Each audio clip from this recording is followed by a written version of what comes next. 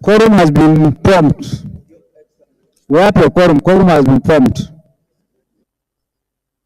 Thank you, the Chief Whip. We wanted to be sure.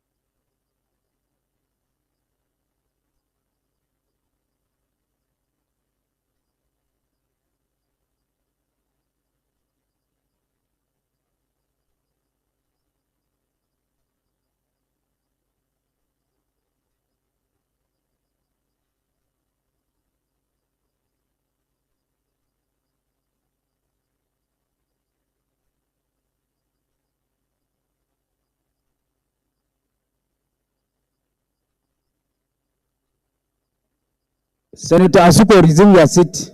Senator Maidoki, resume your seat.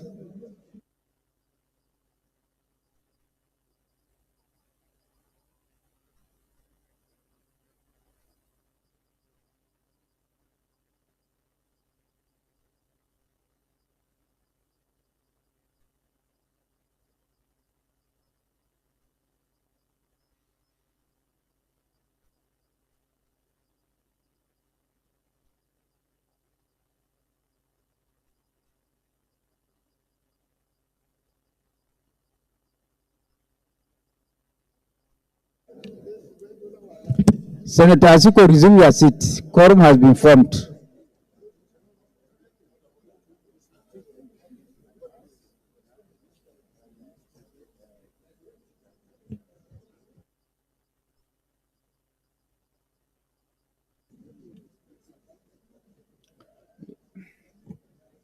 Yes, point of order. Let us, distinguished colleagues, the Senate is called to order. Take your seat, take your seat. Many of our colleagues Resume your seats. had inadvertently gone for the opening ceremony of the tax reform bills. And so we have waited for almost 1 hour for them to finish the opening session.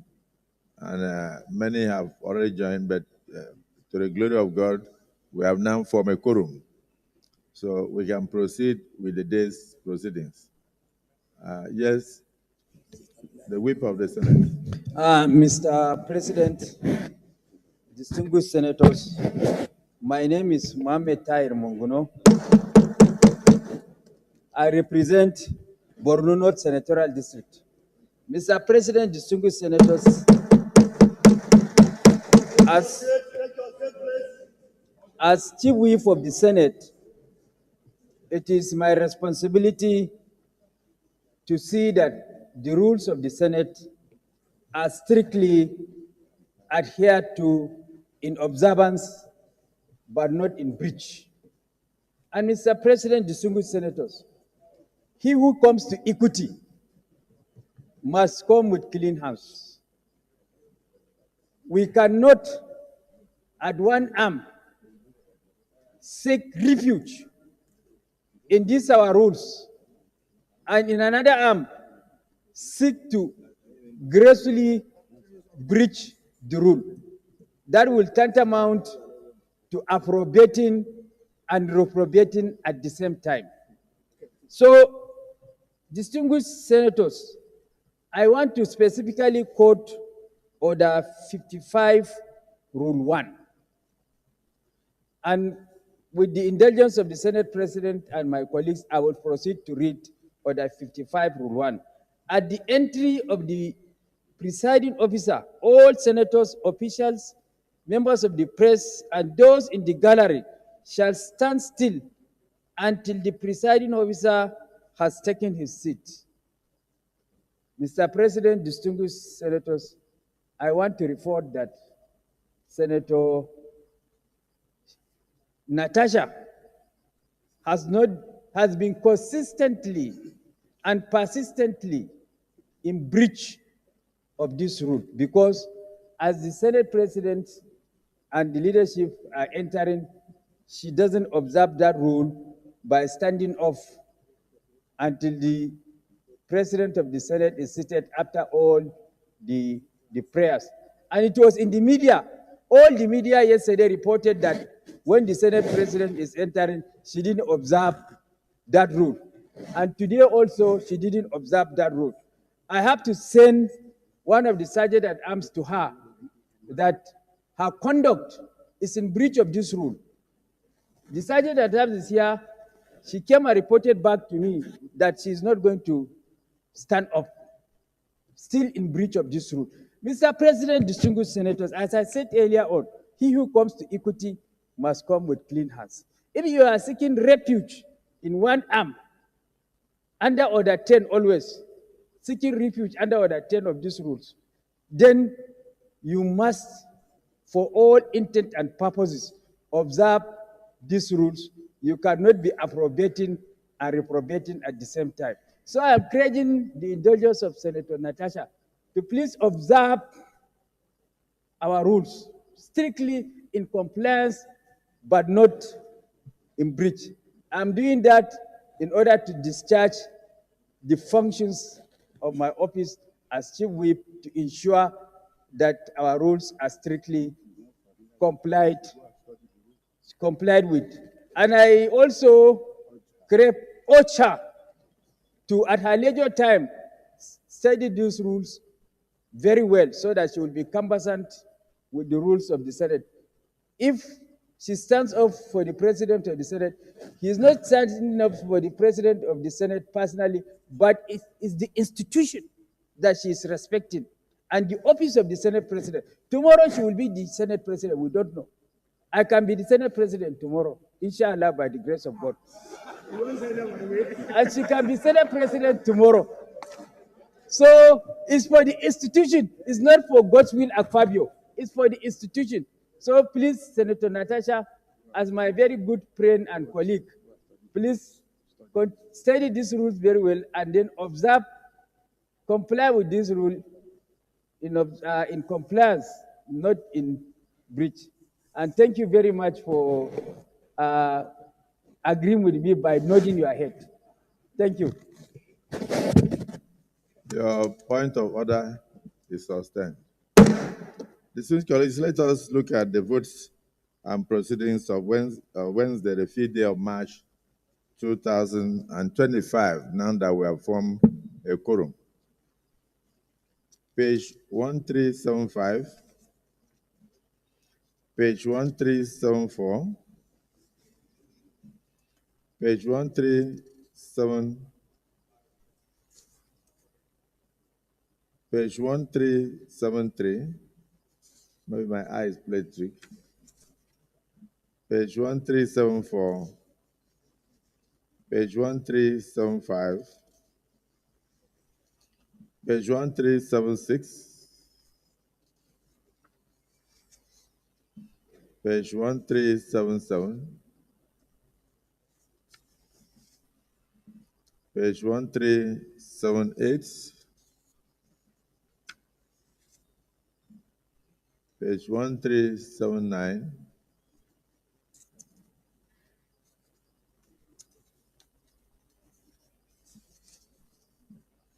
page 1380, page 1381, page 1382,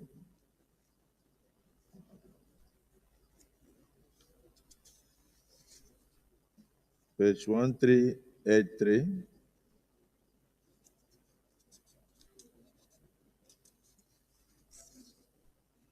page 1384,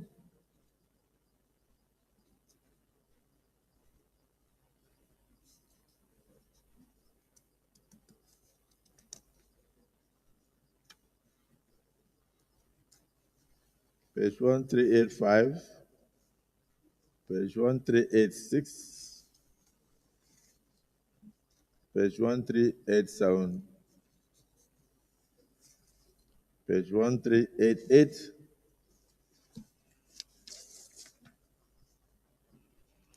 page 1389, page 1390,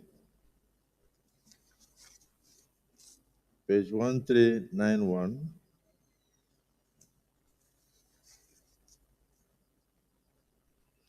page 1392,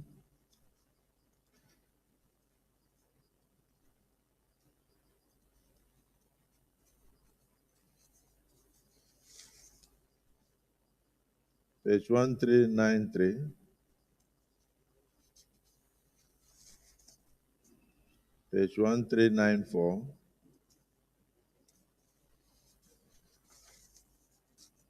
page 1395,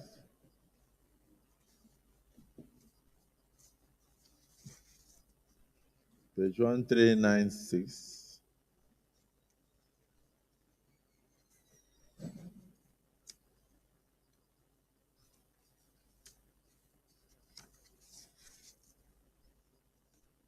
page 1397,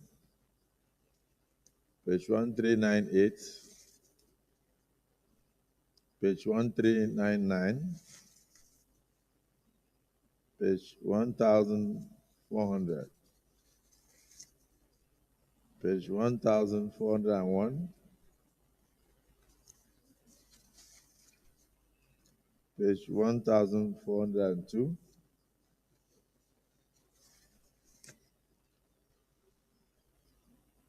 page 1403.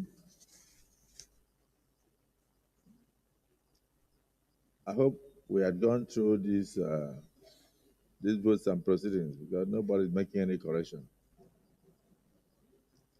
We had gone through it. Page 1404,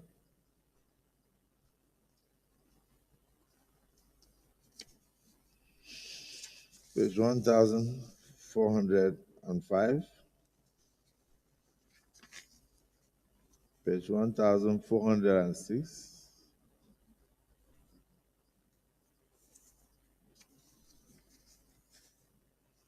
page 1407,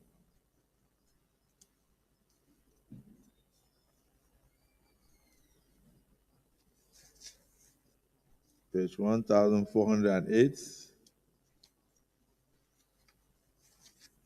page 1409, page 1410, page 1411,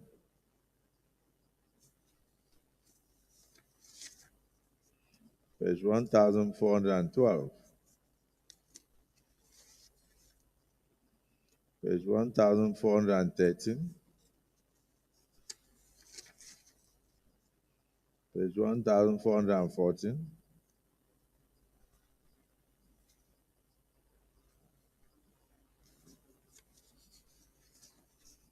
page 1415, page 1416. Distinguished Senator Asuko Ekpenyam.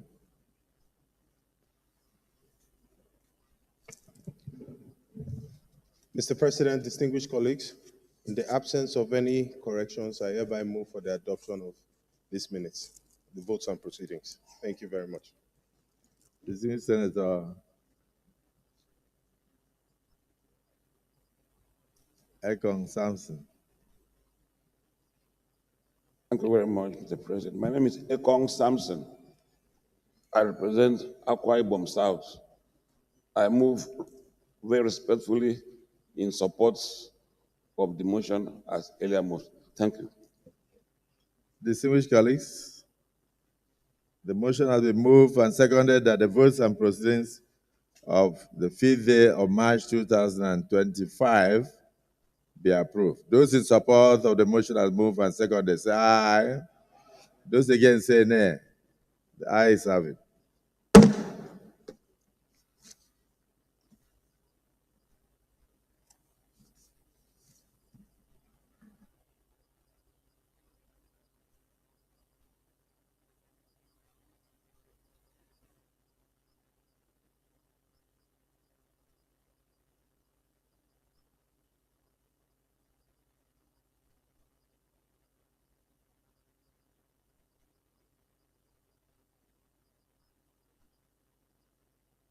May I, on your behalf, acknowledge the presence of staff and students of Goodness Montessori School in New Cairo, Nasarawa State, who are in the Senate gallery to observe the day's proceedings. I want to wish them fruitful observation of the proceedings of today. May Almighty Allah take you back to your school safely. You may be seated. May I also acknowledge the presence of staff and students of Renewal International Academy in Karu, local government area of Nasarawa State, who are also here to observe the day's proceedings of the Senate. May God Almighty protect you and take you back safely to your school when you are done. You may be seated.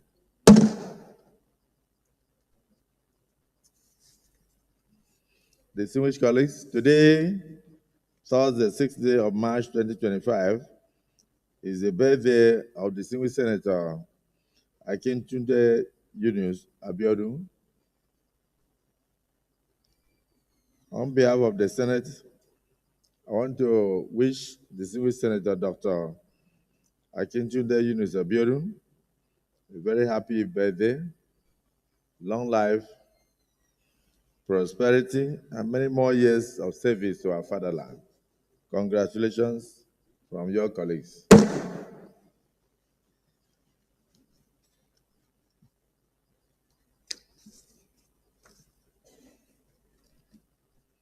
Distinguished colleagues, today also marks the International Day for the observance and honor to our women. There are a few events lined up. Senator Abdul Fattah Buhari, you laugh as if you don't love women.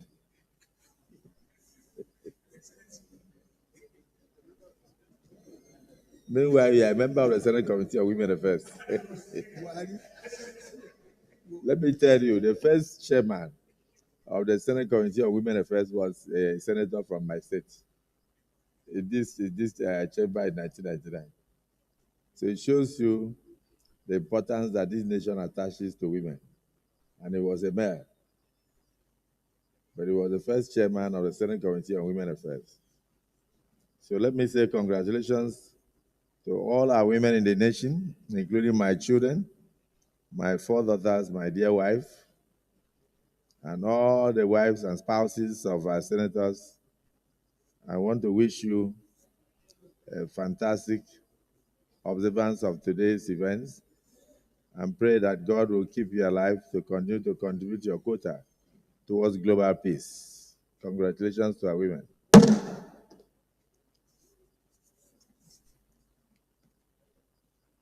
Any petition? Petition, please. Yes, distinguished Senator Nwebwe.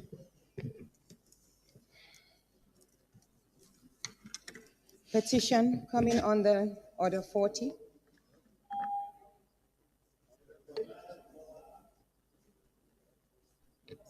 Thank you, Mr. President. I remain Senator Peter Onyekachi Nwebonyi with the Golden Crown of Ebonyi Senatorial Zone of Ebonyi State.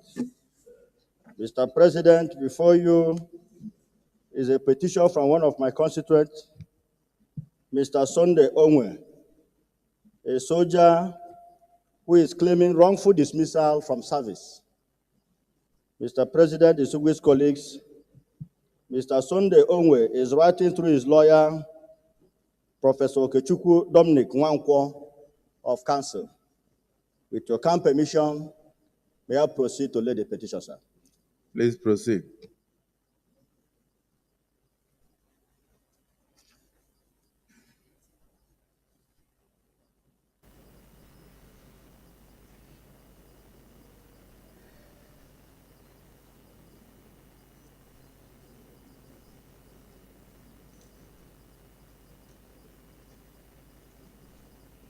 Before I refer the petition, just to ask, is there any legal encumbrance by way of a court case? None, Your Excellency. No, so the Senate is free to Yes, Your Excellency. delve into it. Yes, Your Excellency. Okay, accordingly, this petition is referred to the Committee on Ethics, Code of Conduct, and Public Petitions to revert to the Senate in 4 weeks. Yes, Petition, please. Thank you. Petition. Thank you very much, Mr. Senate President. I have before me a petition by a Nigerian citizen and a constituent of Kogi Central under the name Suberu Azamare Yakubu. And the petition is against the President of the Nigerian Senate, Senator Godswill Akpabio, for sexual harassment, abuses of office, and malicious obstruction of legislative functions of distinguished Senator Natasha Akpoti-Uduaghan. So with your kind permission, may I please lay this petition? Because as you know, yesterday, Is there any legal impediment? on the subject matter, none, sir. None, sir. Yeah, please proceed to lay the petition. Since you said there is no legal impediment. There is none, sir. Thank you. Don't worry, somebody.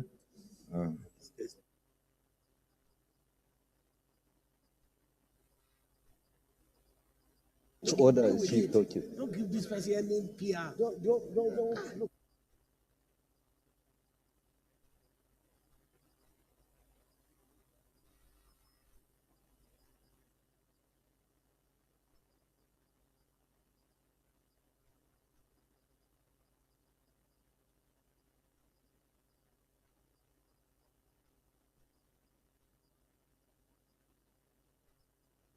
Distinguished colleagues, Senator Natasha Akpoti-Uduaghan has a petition from her constituents, and she has also further confirmed before all senators that the matter in issue is not in any court of law. I have no reason not to take her word for it. So accordingly, the petition is referred to the Committee on Ethics, Code of Conduct, and Public Petitions to revert to the Senate in 4 weeks. Any further petition? None. Leader of the Senate.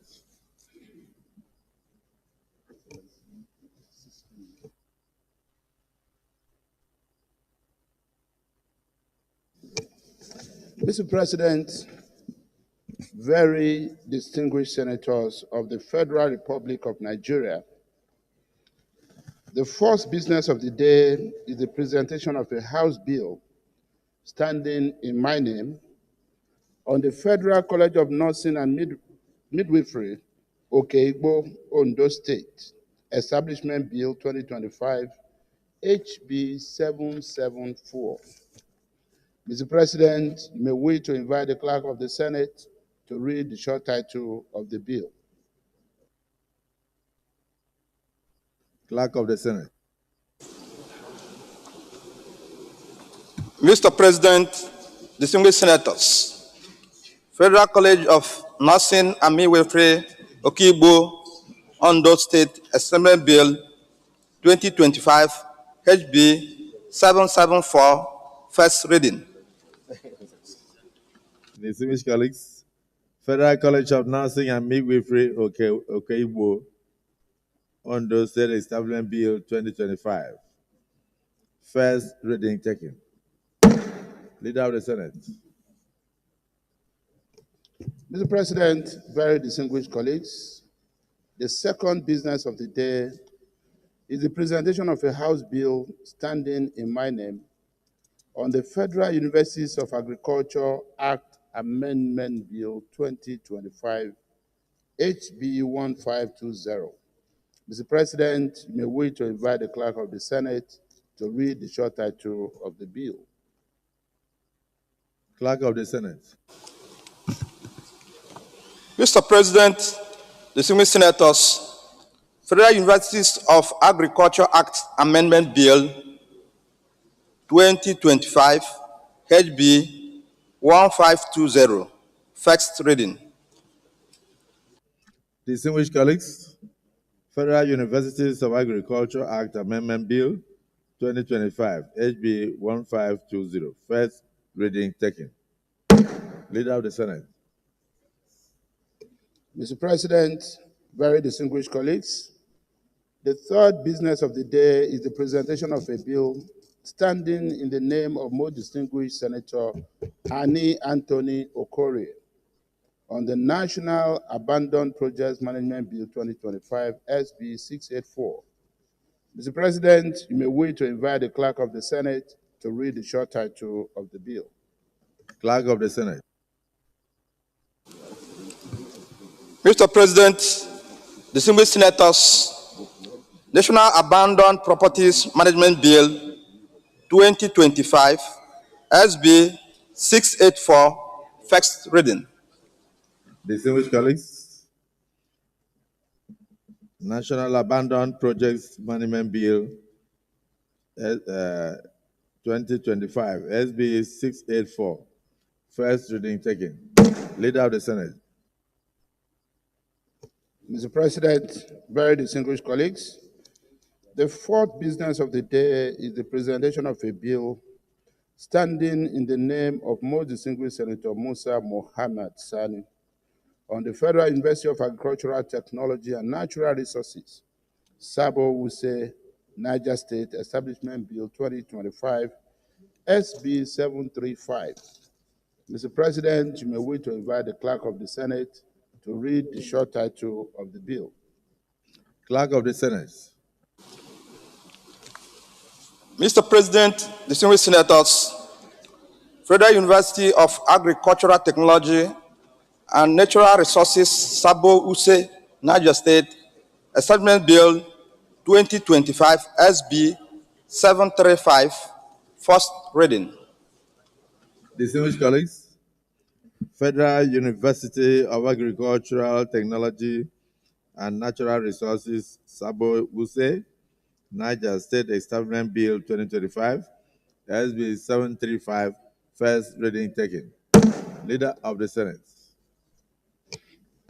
Mr. President, very distinguished colleagues, the fifth business of the day is the presentation of a bill standing in the name of most distinguished Senator Moro Abba Patrick on the Independent Candidate Bill 2025, SB 736.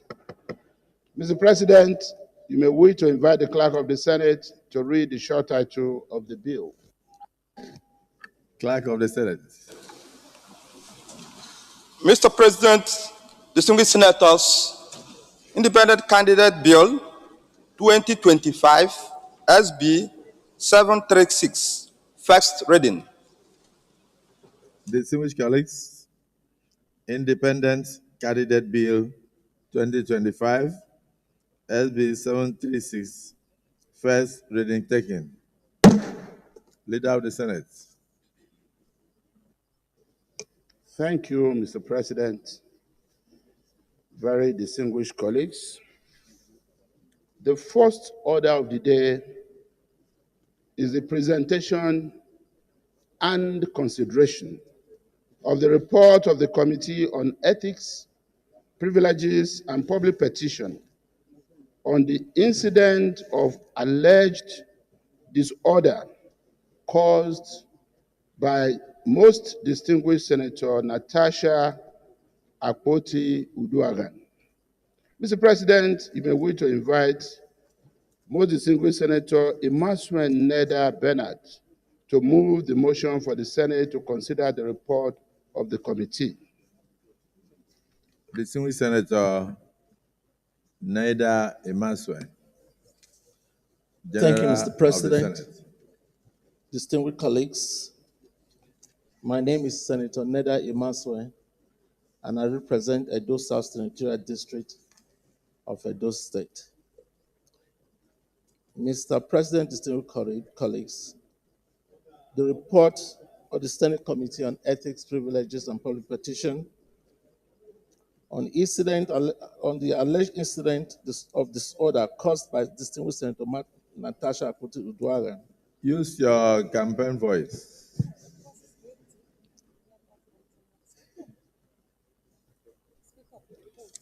Mr. President, I think I'm being distracted here, but I can't understand why Senator Natasha Akpoti is accusing me of guilt and therefore unable to speak, and then urging me to speak up. And before then, when she came in this morning, I said hello to her. All she got to tell me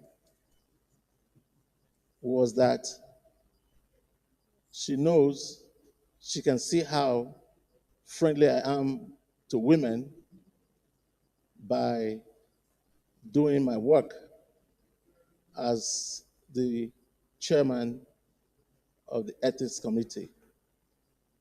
And this distraction, Mr. President, I don't think it's something that is ethical for a senator who is standing on his feet to present a report to be distracted by another senator from presenting his report. Where is our room? Please sit down.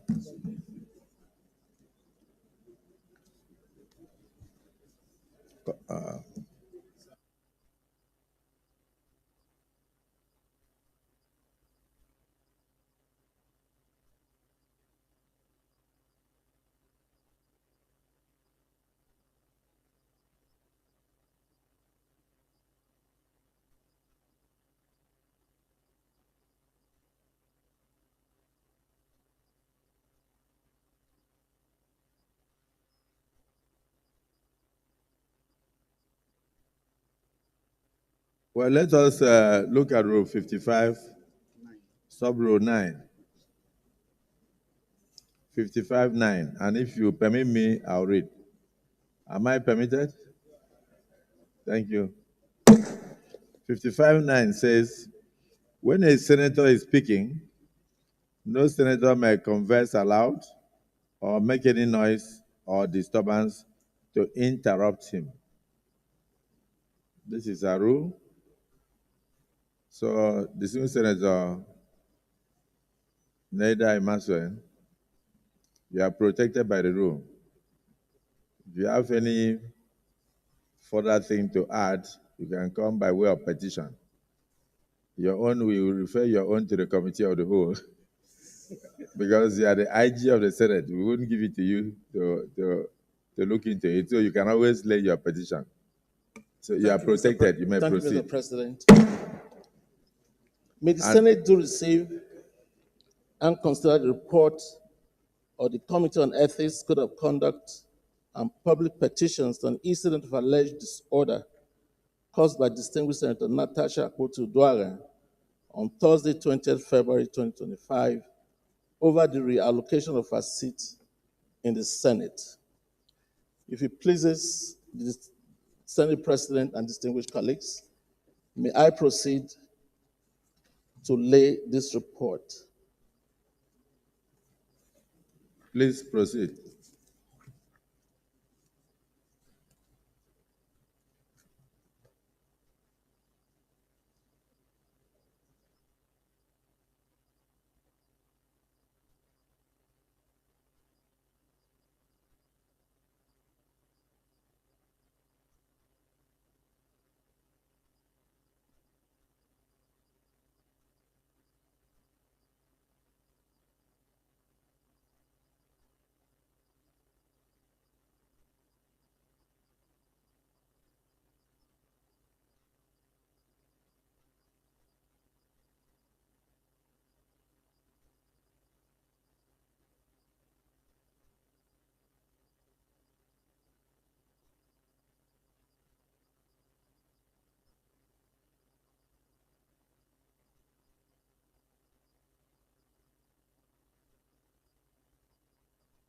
Dismissed Senator Neda Emmanuel, you can give us the synopsis of your report so that other senators can comment.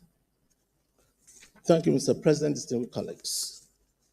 Report of the Senate Committee on Ethics, Code of Conduct, and Public Petitions in respect of Order 1B of the Senate Standing Orders 2023 as amended, raised by Senator Adaramodu Adeyemi Raphael, Ekiti South, where he drew the attention of the Senate to the incident of Thursday, 20th February 2025, when Senator Natasha Akpotu-Uduaghan, while protesting reallocation of a seat in the Senate chamber, and felt that the outburst by Senator Akpotu-Uduaghan and the outcry of some sections of the public were uncalled for over the matter, and urged the Senate to be guided by the standing orders in all things.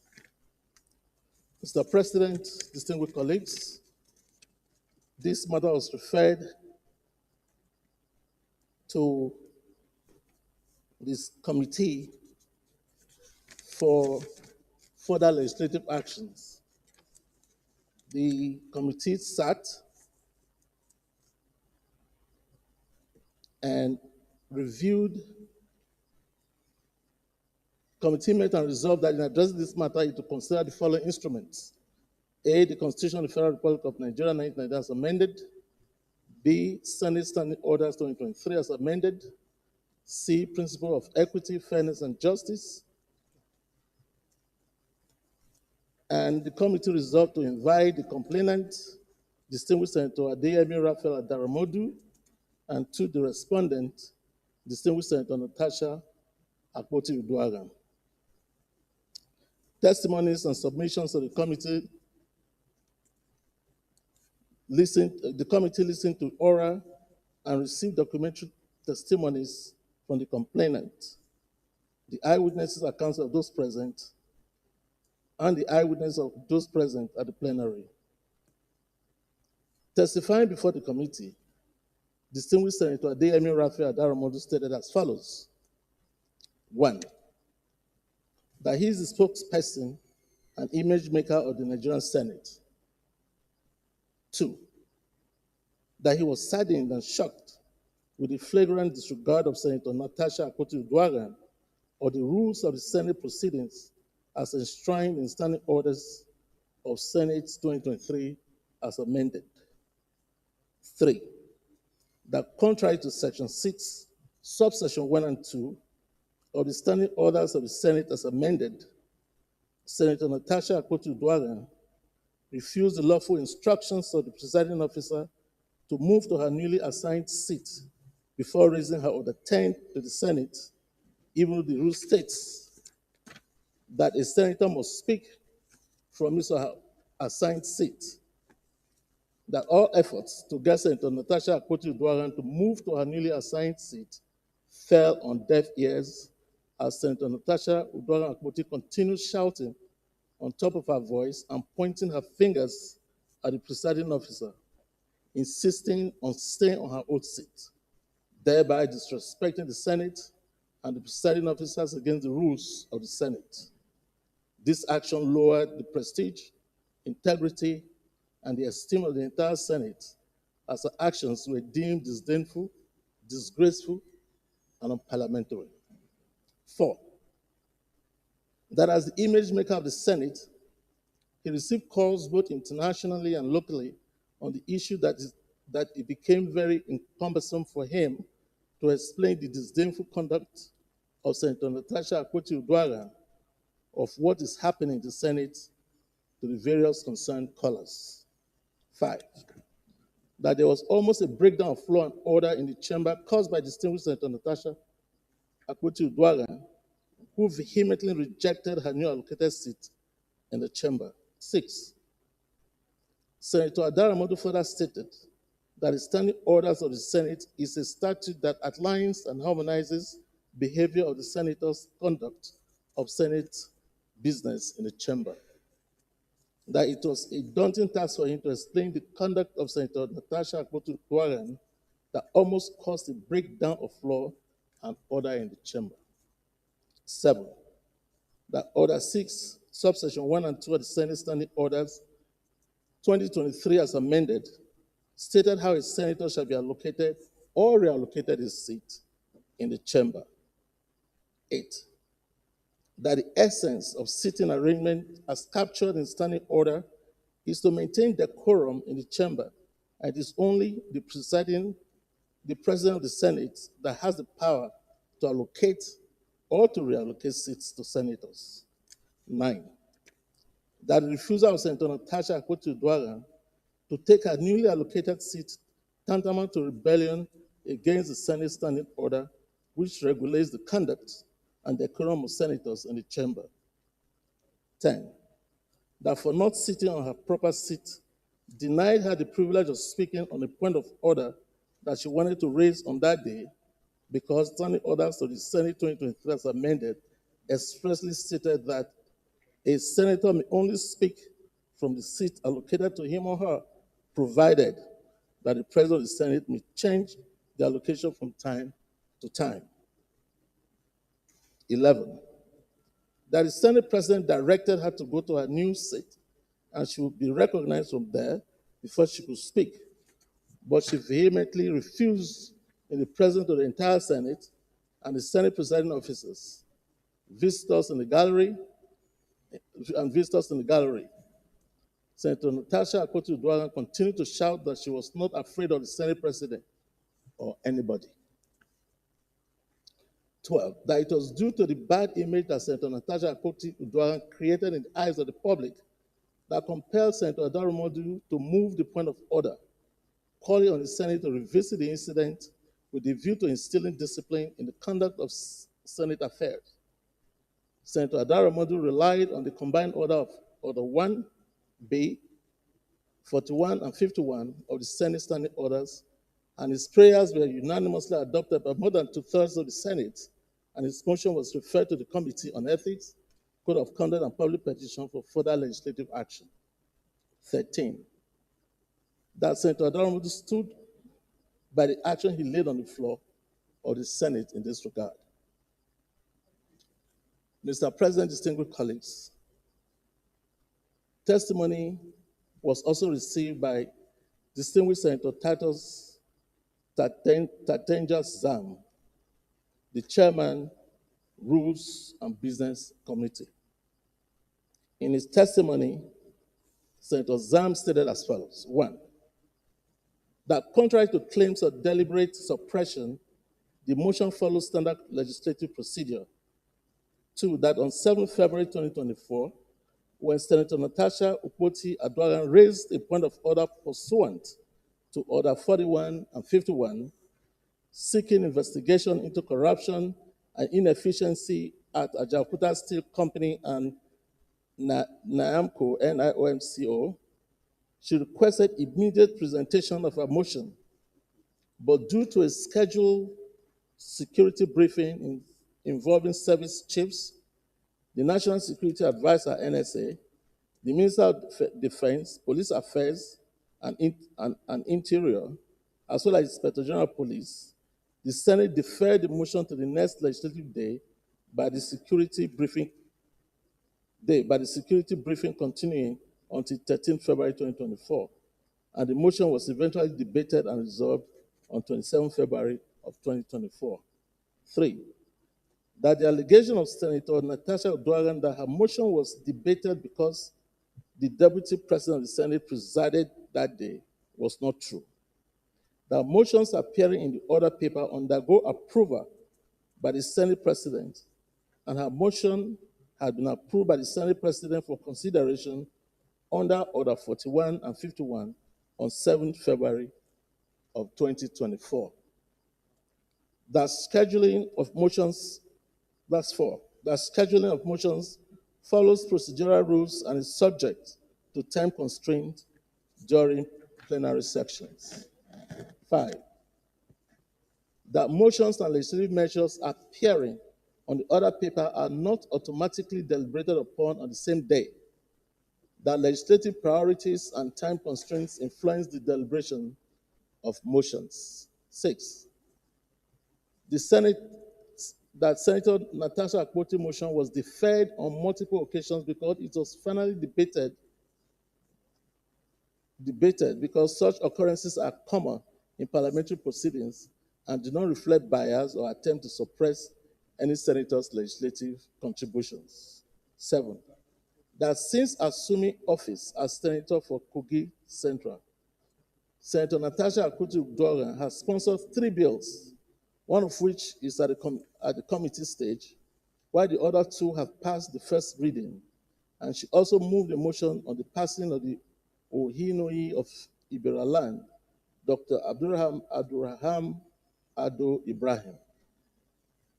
8, that the Rules and Business Committee plays a key role in structuring the legislative agenda and assures the public that due process was followed in handling of Senator Natasha Akpotiuduaghan's motion. And 9, that the Senate remain committed to transparency, accountability, and fairness in legislative proceedings. Mr. President, distinguished colleagues, there were other testimonies taken by eyewitnesses on the floor of the Senate of that day, one of which is Mukhtar Usman Dudawa, DDS-AA Senate Chamber. Mukhtar Usman Dudawa testifies as follows. 1, that on Wednesday, 19 February 2025, after adjourning of the Senate session, he was informed by the Chief Whip of the Senate, Senator Mohammed Tahir Mongono, that the leadership have directed him to effect some adjustments of seats on the minority side due to movement of 2 senators, namely Senator Onyebuchi FE and Senator Ned Nwoko Muner to the majority party. 2, that the Chief Whip reminded him to effect the adjustments in line with the ranking as it has been the tradition of the Senate. 3, that the readjustment affected about 10 senators, Senator Natasha Akpotiuduaghan inclusive, and the reallocation was approved by the Chief Whip, and some chamber staff were instructed to guide the affected senators to their new seats the following sitting day. 4, that all the senators were guided to their new seats, and they complied, but Senator Natasha was shown to her new seat, but she refused and insisted that she would not go anywhere, and removed the name tag on her old seat and sat down and shouting and all efforts by other senators to calm her proved abortive. 5,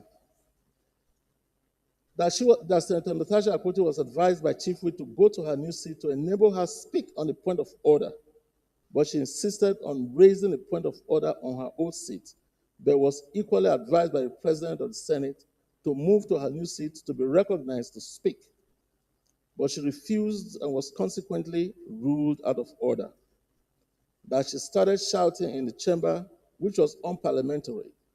All entreaties by some distinguished senators to make her remain calm fell on deaf ears, and she left the chamber on her own when the session was still in progress.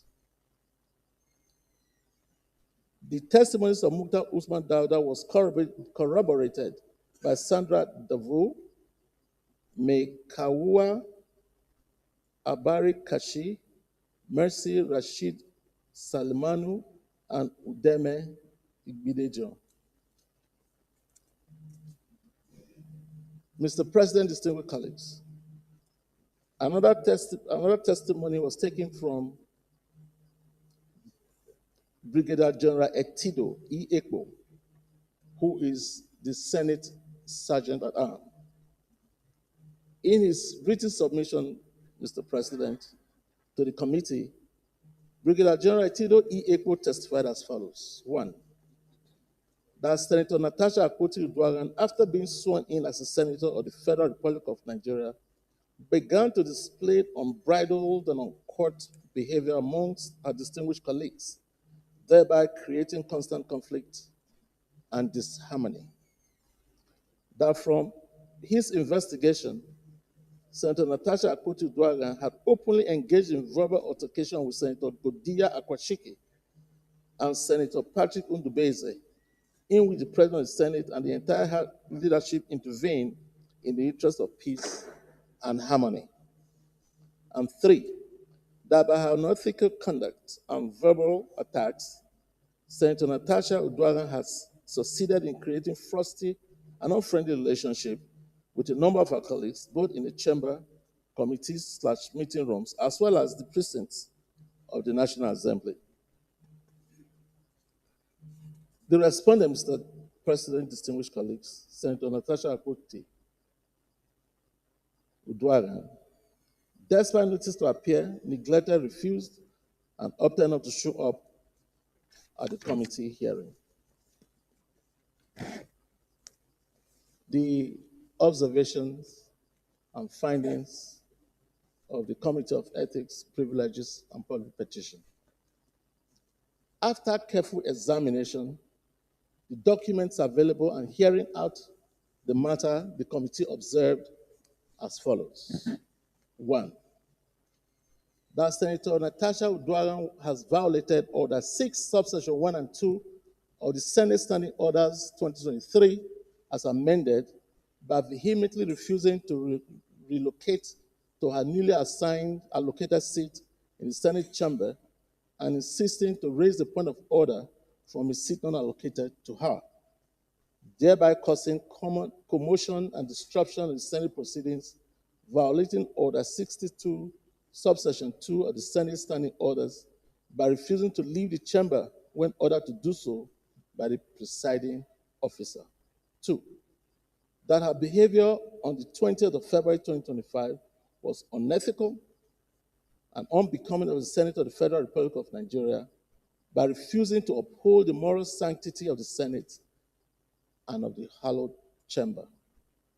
3, that her refusal to appear before the committee to explain herself despite being served with the notice of the hearing published in the Senate order paper and read out to the Senate, indicating time and place of the committee meeting was disdain and disrespectful to the committee and the Senate as a whole.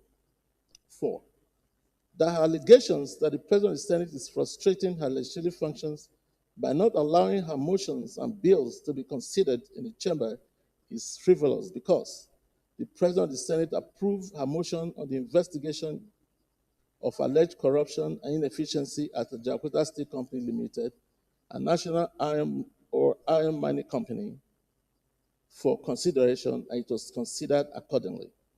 And equally, she had sponsored 3 bills that are various stages of legislative processes.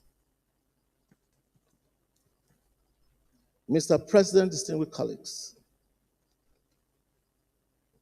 distinguished Senator Akpoti Uduaghan came with a petition that was referred to the committee on the 5th of March 2025, accusing the Senate President of sexual harassment.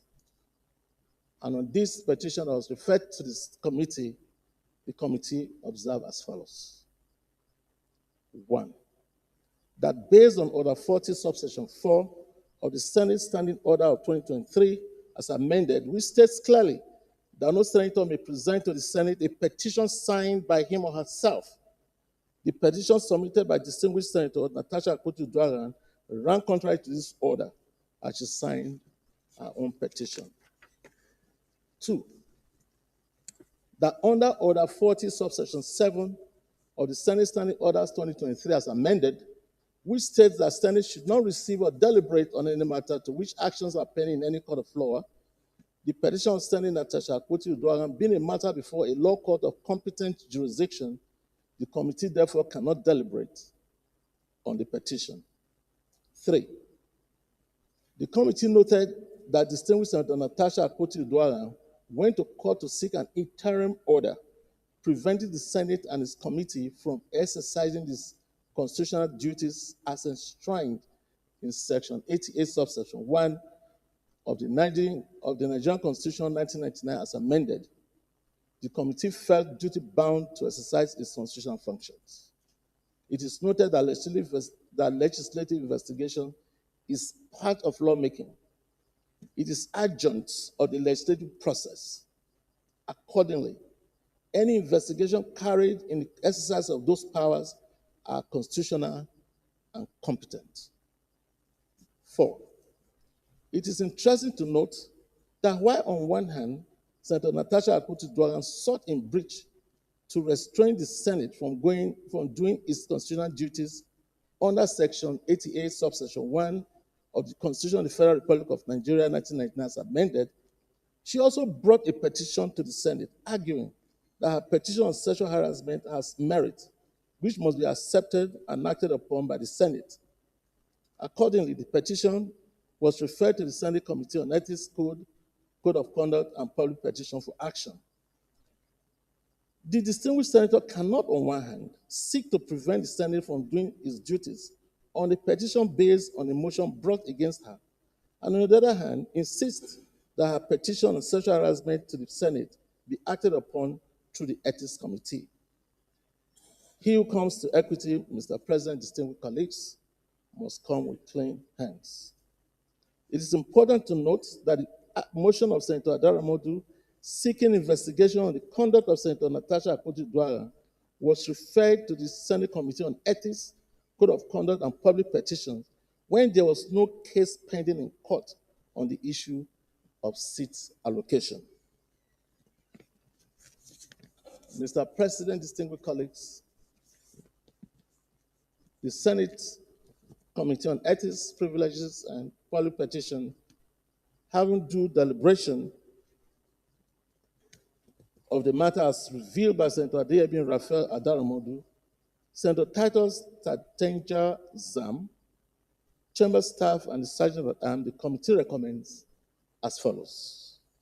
1, that the Senate do suspend Senator Natasha Akpoti Uduaghan for 6 months for her total violation of the Senate Standing Rules 2023 as amended for bringing the presiding officer, and the entire Senate in general to public opprobrium.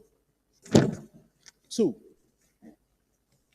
that for the Senate to consider lifting the suspension or to reduce the tenure of suspension, Senator Natasha Akpoti Uduaghan shall submit a written apology to the Senate before the reconsideration by the Senate. 3, that the Senate do suspend Senator Natasha Akpoti Uduaghan with effect from 6 March 2025 from all legislative activities forthwith. 4, that her office be locked up for the duration of her suspension and hand over all Senate properties in her possession to the clerk of the National Assembly. 5, that for the duration of her suspension, she cannot come close come or be seen within the vicinity of National Assembly, including her staff. 6, that her salaries and allowances, including those of her legislative aides, be suspended and withdraw of all security details for the duration of her suspension. And 7, that for the period of her suspension, she be barred from representing herself to the public, locally and internationally, as a senator of the Federal Republic of Nigeria. In conclusion, Mr. President, distinguished colleagues, my most distinguished and respected colleagues, on behalf of the Senate Committee on Ethics, Code of Conduct, and Public Petitions, we appreciate the Senate President and our distinguished colleagues for the opportunity granted us to serve Nigerians through the Committee of Ethics, Code of Conduct, and Public Petitions, respectfully submitted for consideration and approval. Thank you, Mr. President, distinguished colleagues. Distinguished Senator Jimo Ibrahim.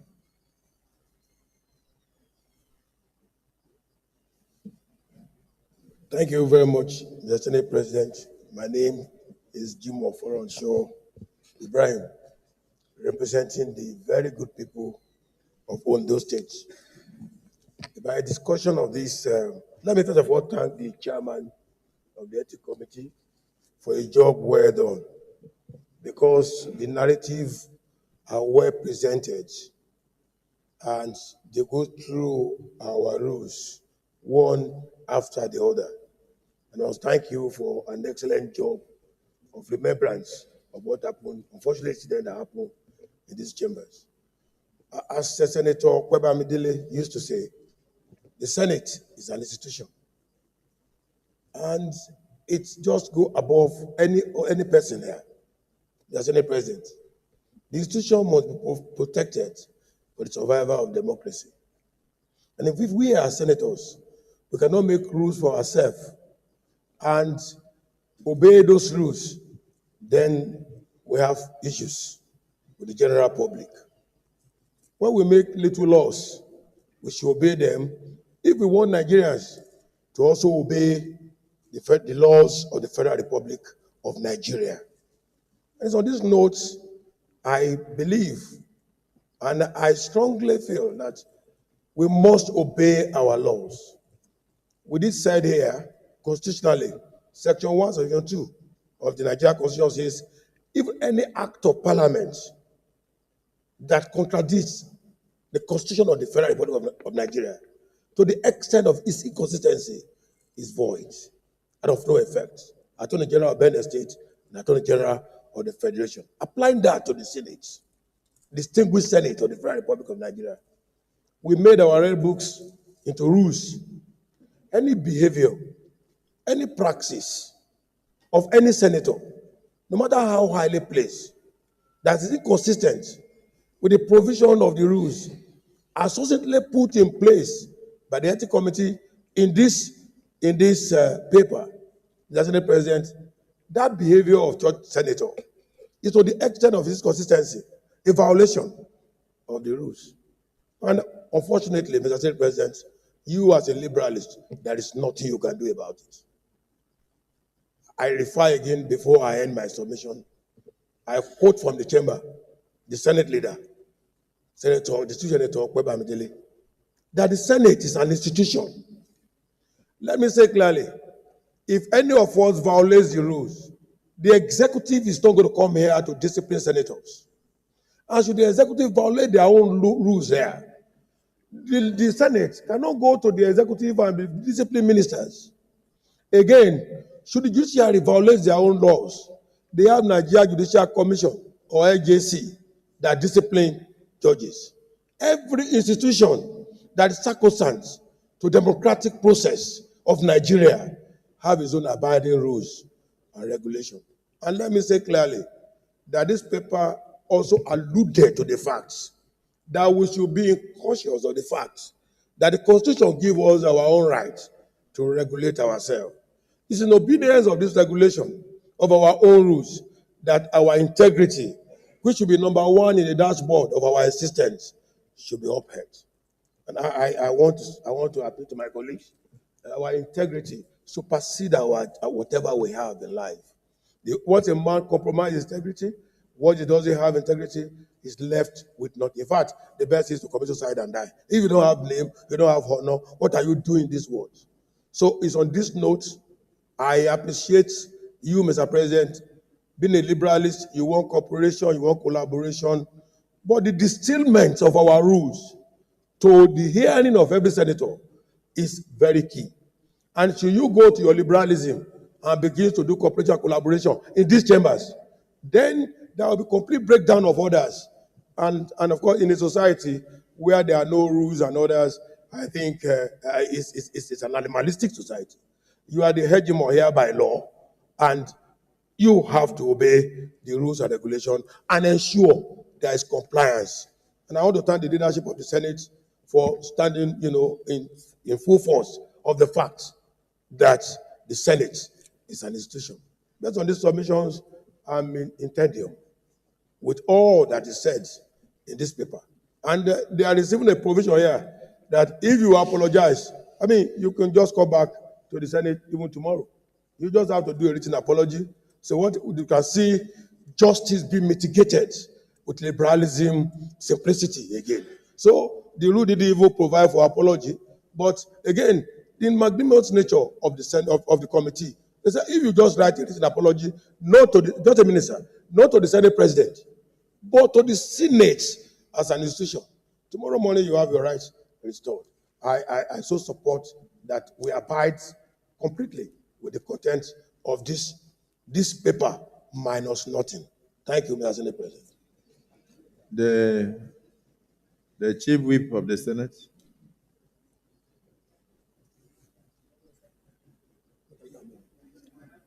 Your mic.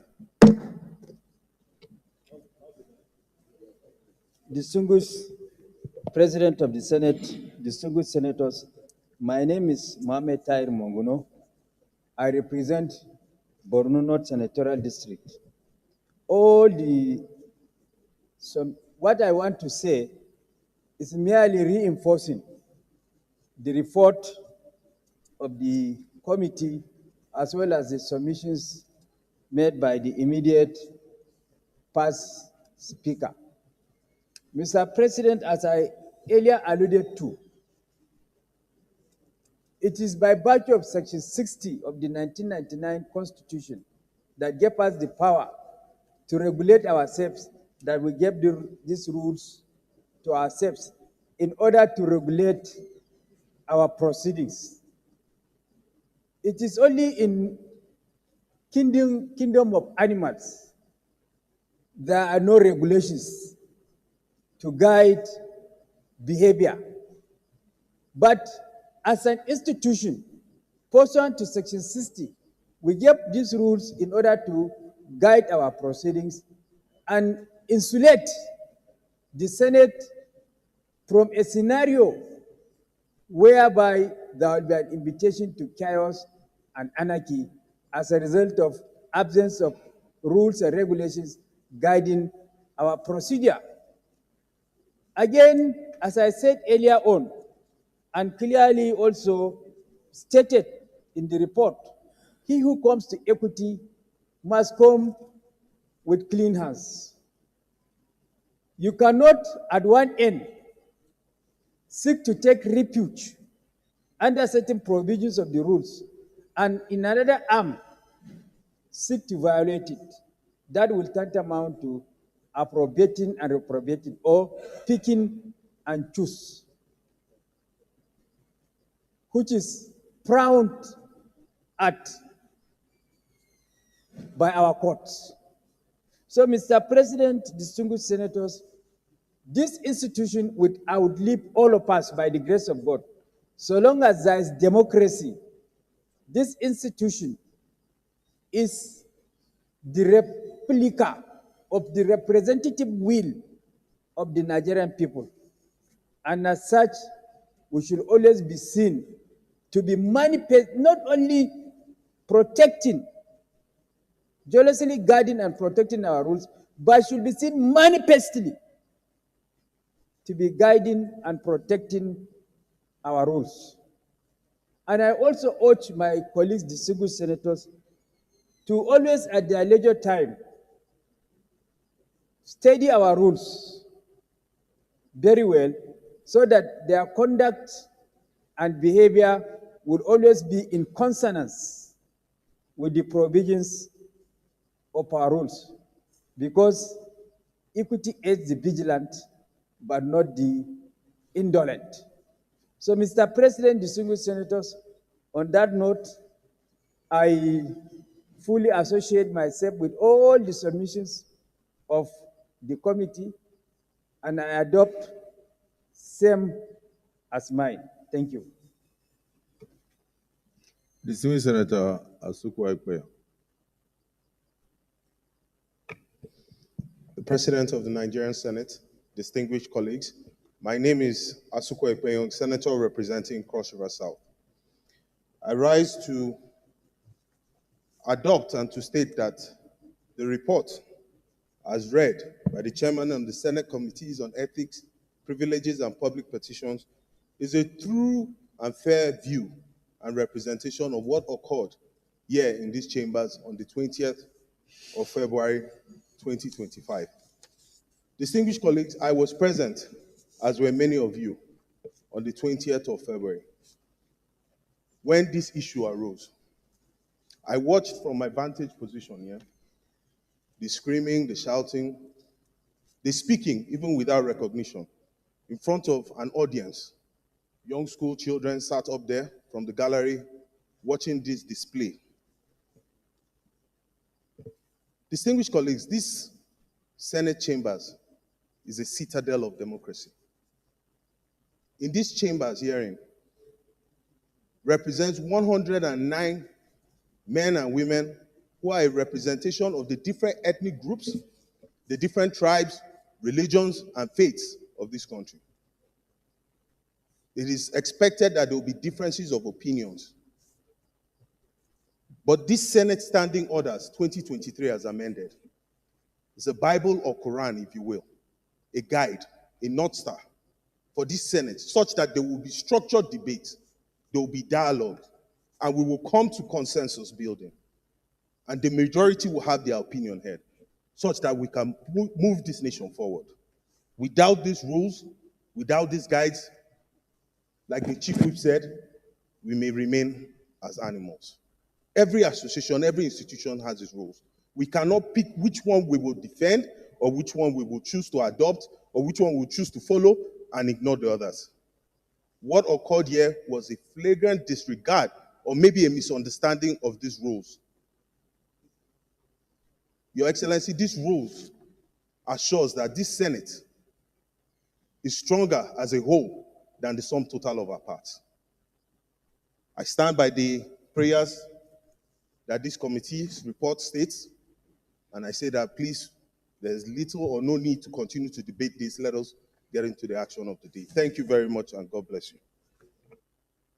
Distinguished Senator Karimi.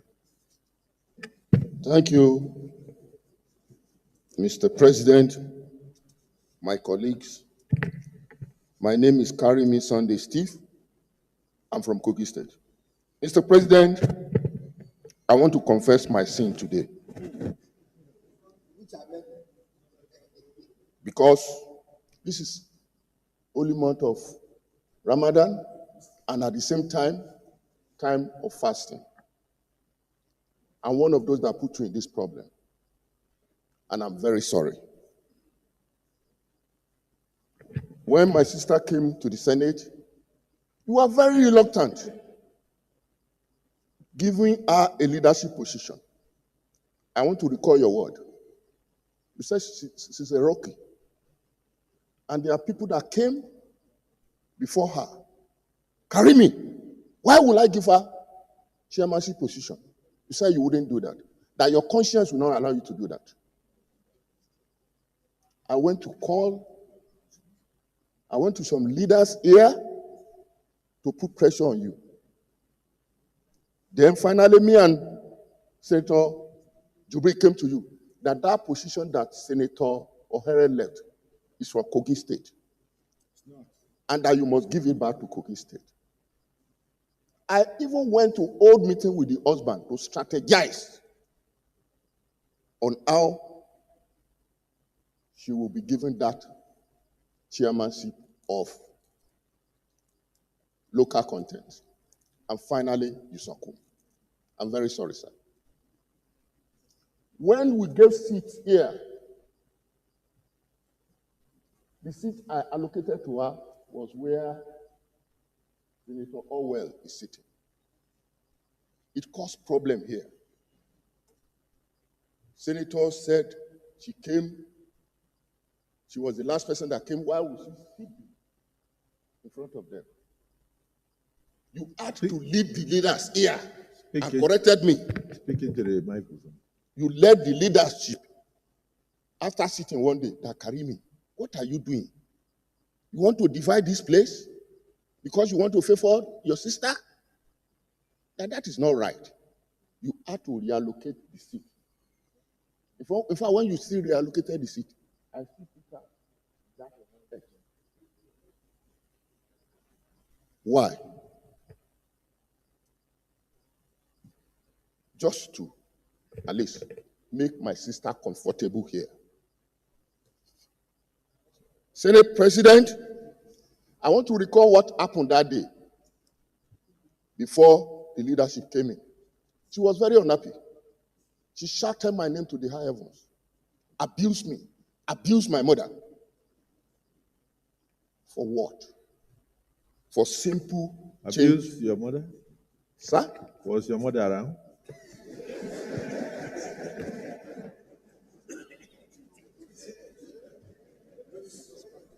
Mr. President, it's very important you listen to me, my colleagues.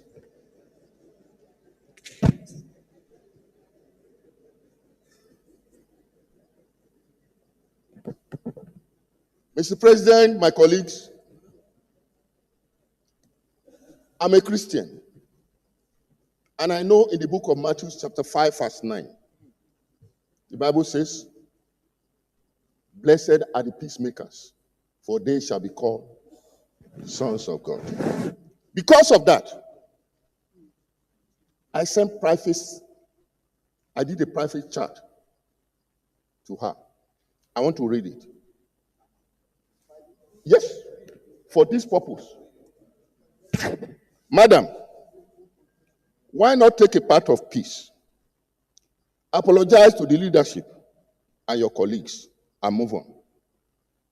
One that seems your enemy today can still be your friend tomorrow. It is not even healthy to keep warning always. My sincere advice. I hope you are not offended. I also followed up. If at all you need my support in carrying out my suggestion, you can have my back. The Spirit of God is leading me to doing this.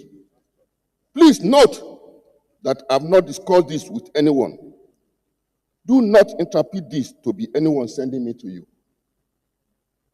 Your husband is our friend that we enjoy a valued relationship with. And I owe him a lot to have decided on this move. God guide you aright. He who fights and run away may live to fight another day. Those advising you to keep fighting, most of them doesn't know what it takes to win an election to the Senate. You know your labor, the pain, the struggle to get where you are. You need a good relationship with your colleagues to get the best for your people. A little here, a little there, bending to people's opinion. A good politician will do all possible to move on. Note that we have not spoken for 6 months. So I've changed my mind and do what I'm doing tonight. Is the grace of God in me. This text was sent on 24th February 2025. She received it because I know some people also told me a reaction to this text, even in Singapore, where they were. Mr. President, just like Moses told God, the Lord told Moses at the Mount of Horeb, You have stayed in this mountain for too long. We have stayed in this mountain for too long. Let us take Nigeria to the promised land. There are works to do for our people. We are not sent here because of all these intrigues and all this rubbish. We are sent here to work for our people. Let the decision of the committee, let it stand. Thank you. Distinguished Senator Abamoro.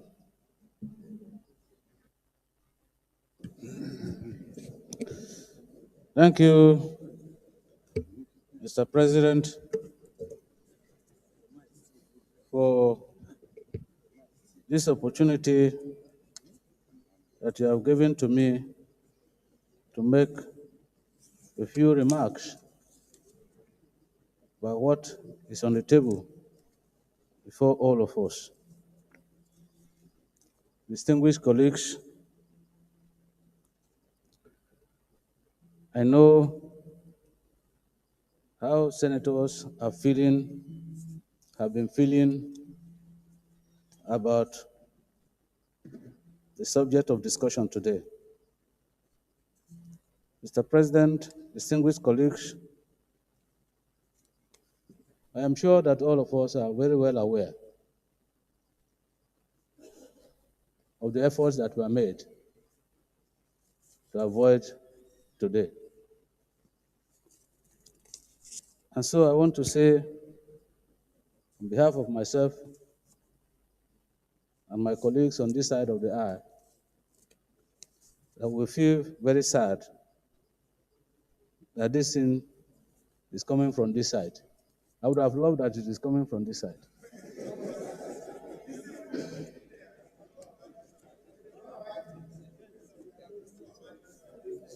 Mr. President, I want to say without any fear of contradiction that it is very, very unfortunate that it has come this way.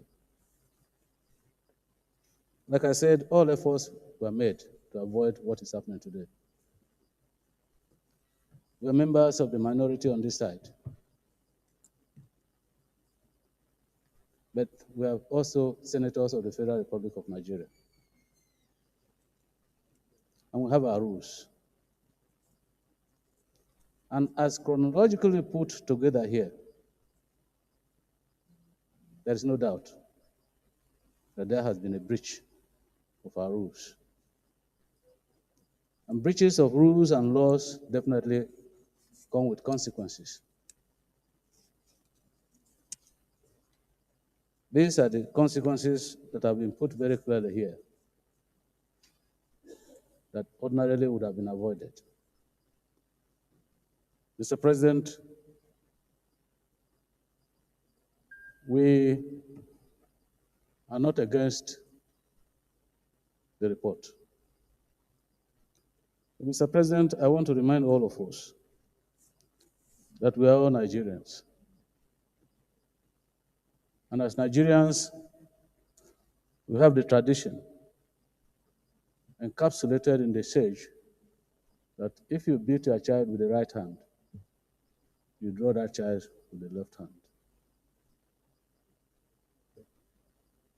We therefore say that this Senate is aware that even in our homes, we have very recalcitrant children. We don't drive these children away from the house. So we keep begging them to be of good behavior. Sometimes we beat them too. And so today we are faced with this situation that we all know impinges on the integrity of this institution, that is ordinarily the highest lawmaking institution in Nigeria. And so the expectation of many Nigerians is that we must demonstrate the highest level of integrity. And it starts with obeying our rules. Having said that, Mr. President, from this side of the aisle, we want to plead that while implementing these recommendations that will be approved by the Senate, or is most likely to be approved by the Senate, if it is convenient for the Senate and Mr. President, now that even the committee has given a window of possible mitigation of this sentence, we want to ask if it is convenient for the Senate and Mr. President that the 6 months punishment for suspension be reduced to 3 months. I say this with all with all sense of responsibility, but I think that with what has been canvassed here and the unanimity of senators on the gravity of these incidents, on the integrity of this institution, that 3 months is sufficient for some level of restitution. That 3 months will be enough for our sister and us here to reflect, to circumspect, and agree with the generality of opinion here.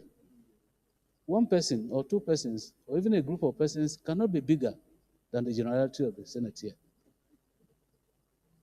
And even as we rose from our meeting yesterday, to avoid this moment, we had raised the subcommittee to interface with the relevant persons in this impasse. Unfortunately, we have not been able to actualize our desires until today.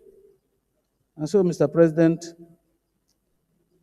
on behalf of myself and my colleagues here, we just pray that this type of ugly circumstance will not rear its head again. And going forward, having admitted that we are one family in this Senate before, that we will continue to remain the one family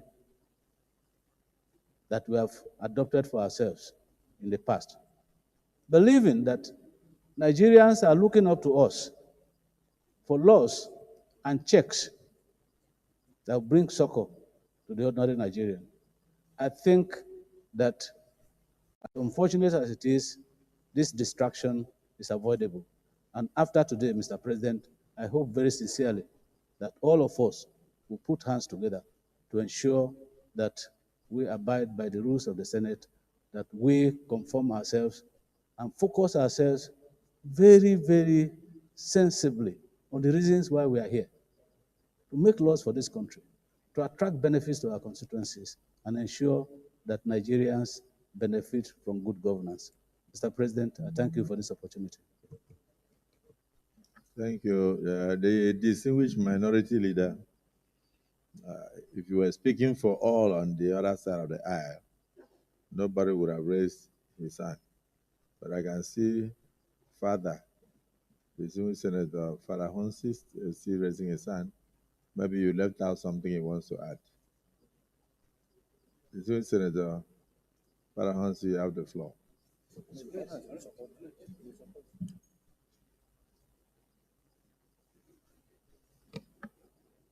Mr. Senate President, my distinguished colleagues, my name is Senator Ade Fadansi from Osun East.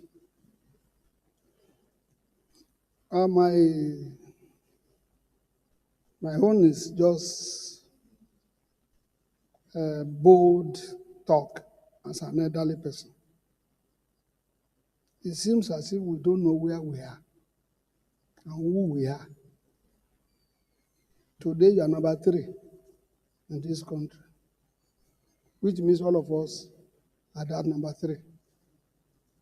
It's a serious upper layer of the whole nation, 109 out of 250 million people.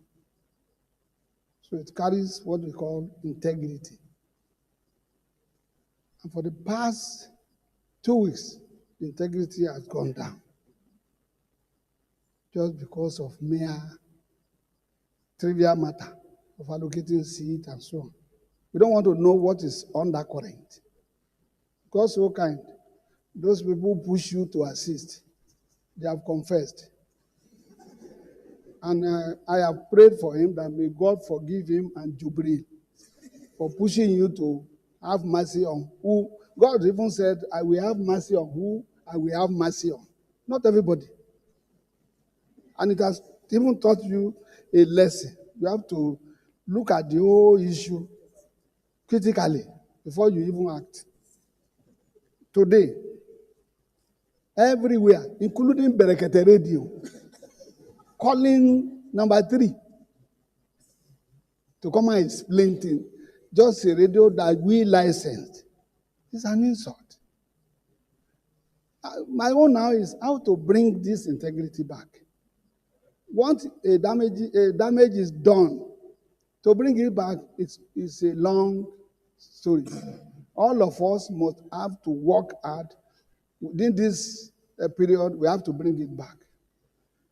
As per the punishments attached, if I saw one of our leaders today sweating before Channel, I said, issue of what? There's no other paper that. My own is that, how do we bring the integrity back?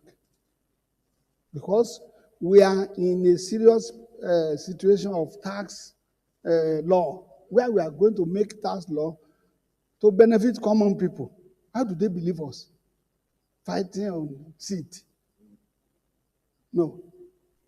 Mr. Senate President and the leadership, we have to call a spade a spade. We have a Bible here, and this is the first one to be given to us, followed by Nigerian Constitution. And we have a lot of lawyers here. Please, let us do our work seriously. And after that, we can be friends. It has shown you now that there is no friend. You don't have any friend, though. So, today, tomorrow, we don't know what will happen. The only friend to you is your wife and your children and God.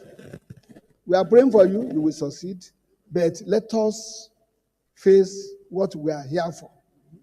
And that's my own. As regards the punishment, well, if it is the 6 months we are talking, if you are going to have mercy 3 months as prescribed by our minority leader, how well and good a punishment is a punishment. Today, we don't even know what will happen tomorrow. Maybe the whole Federal High Court in Lagos and Abuja will be bombarded again. Let us do our work. Thank you very much.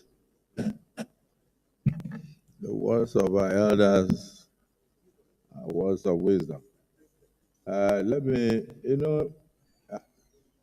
you had hinted me on your suggestion.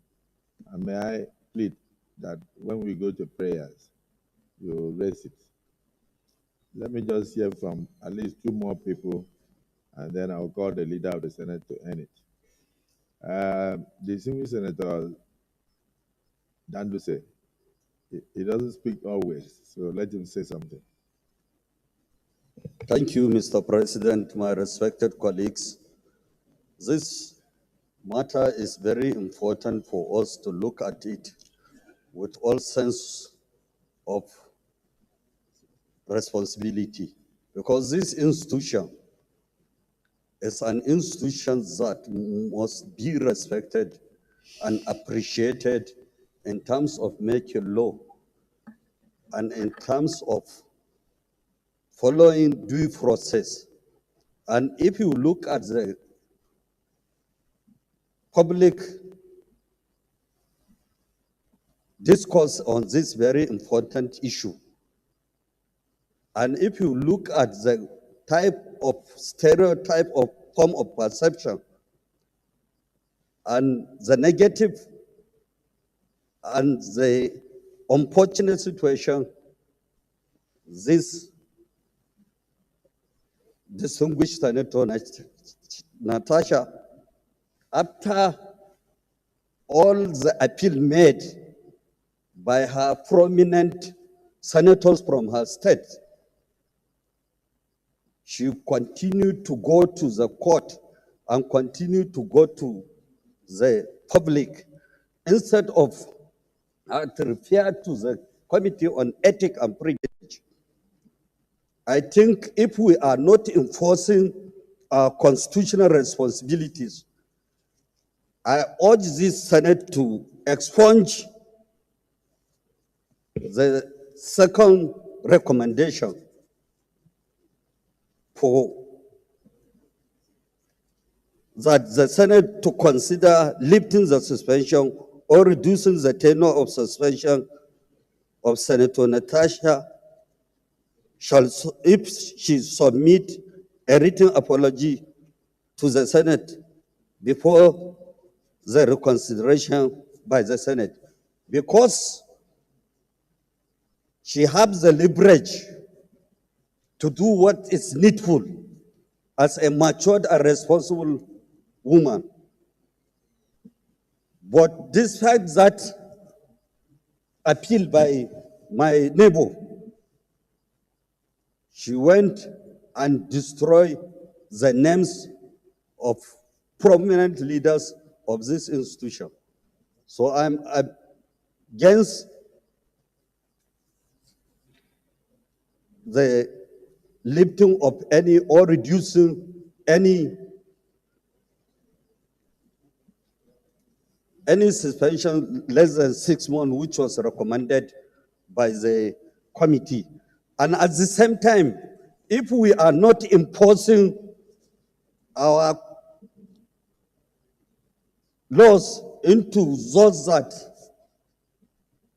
breach the law, so that means our coming here is meaningless. Because if you look at all of us here, we have the mandate of Nigerians, and we go through vigorous campaign to come here, and all the burdens of Nigerians are under us. We are under serious pressure, and all of us, if you look at us, we are under serious stress and under serious pressure by different people on this very important matter. So as a matter of fact, if you look at the 10th Assembly, how many people died because of the pressure of the people.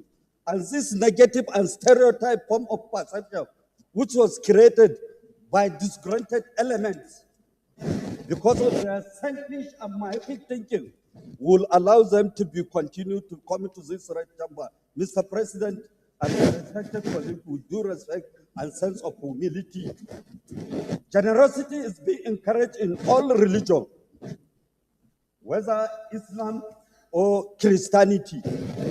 But law must be imposed on anybody. That is why Nigeria, we are having a lot of problems. If we are not imposing law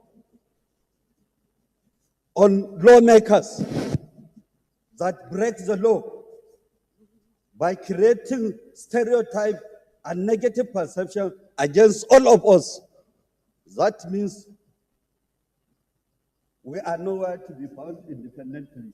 Mr. President, my respected colleagues, prominent state and prominent individuals that are here, all of them are under serious discourse. I saw His Excellency, the former governor of Abia State in Arise. I saw him in channels defending this institution, this sanctity of this institution. We cannot allow ourselves to be put under serious stress. We have a lot of things.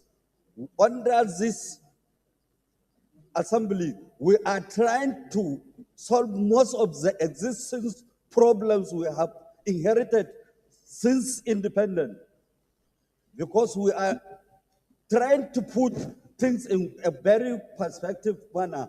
So, Mr. President and my respected colleagues, I'm against lifting this, but we have done it in 7th Assembly when House of Reps member from Kano State, Abdul Munmin Jibril, went against the institution, but we refuse to lift it. That is why he become under a serious control and respect for the institution. And all Nigerians, all eyes are on us, because if we allow this thing, that after abusing you, Mr. President, after holding all the positions in this country, you are deserved to be respected as a father and putting your family under serious stress.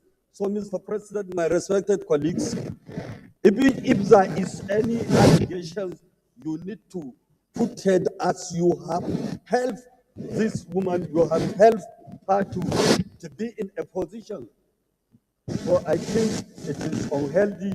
We should allow ourselves to be misused by appealing from the minority leader to make this institution bastardized. Thank you, Mr. President. If we continue the discussion, we will not finish. Senator Oshimole, you notice that we will not finish. I even have something to say, but I won't say.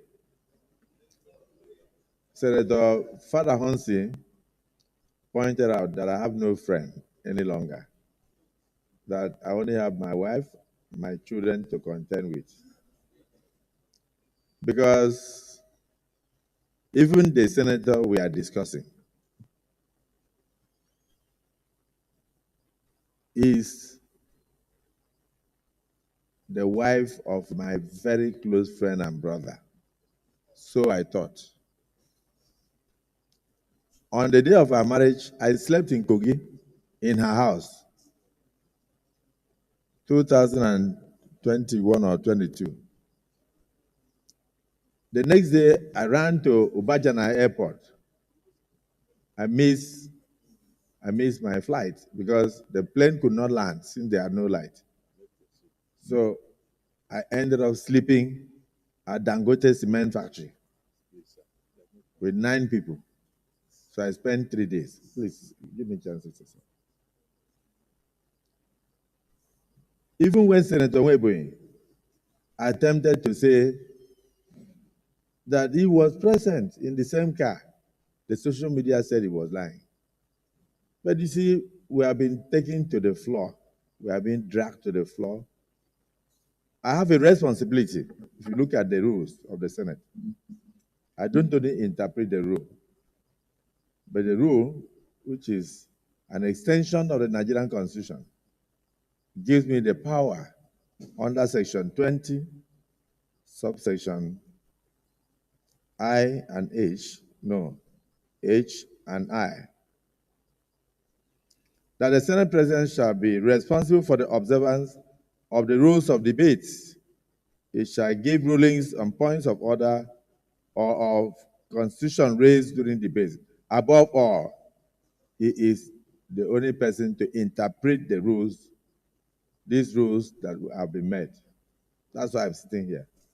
I'm in the best position to interpret the rules of the Senate because I have the constitutional power enshrined in these outstanding orders.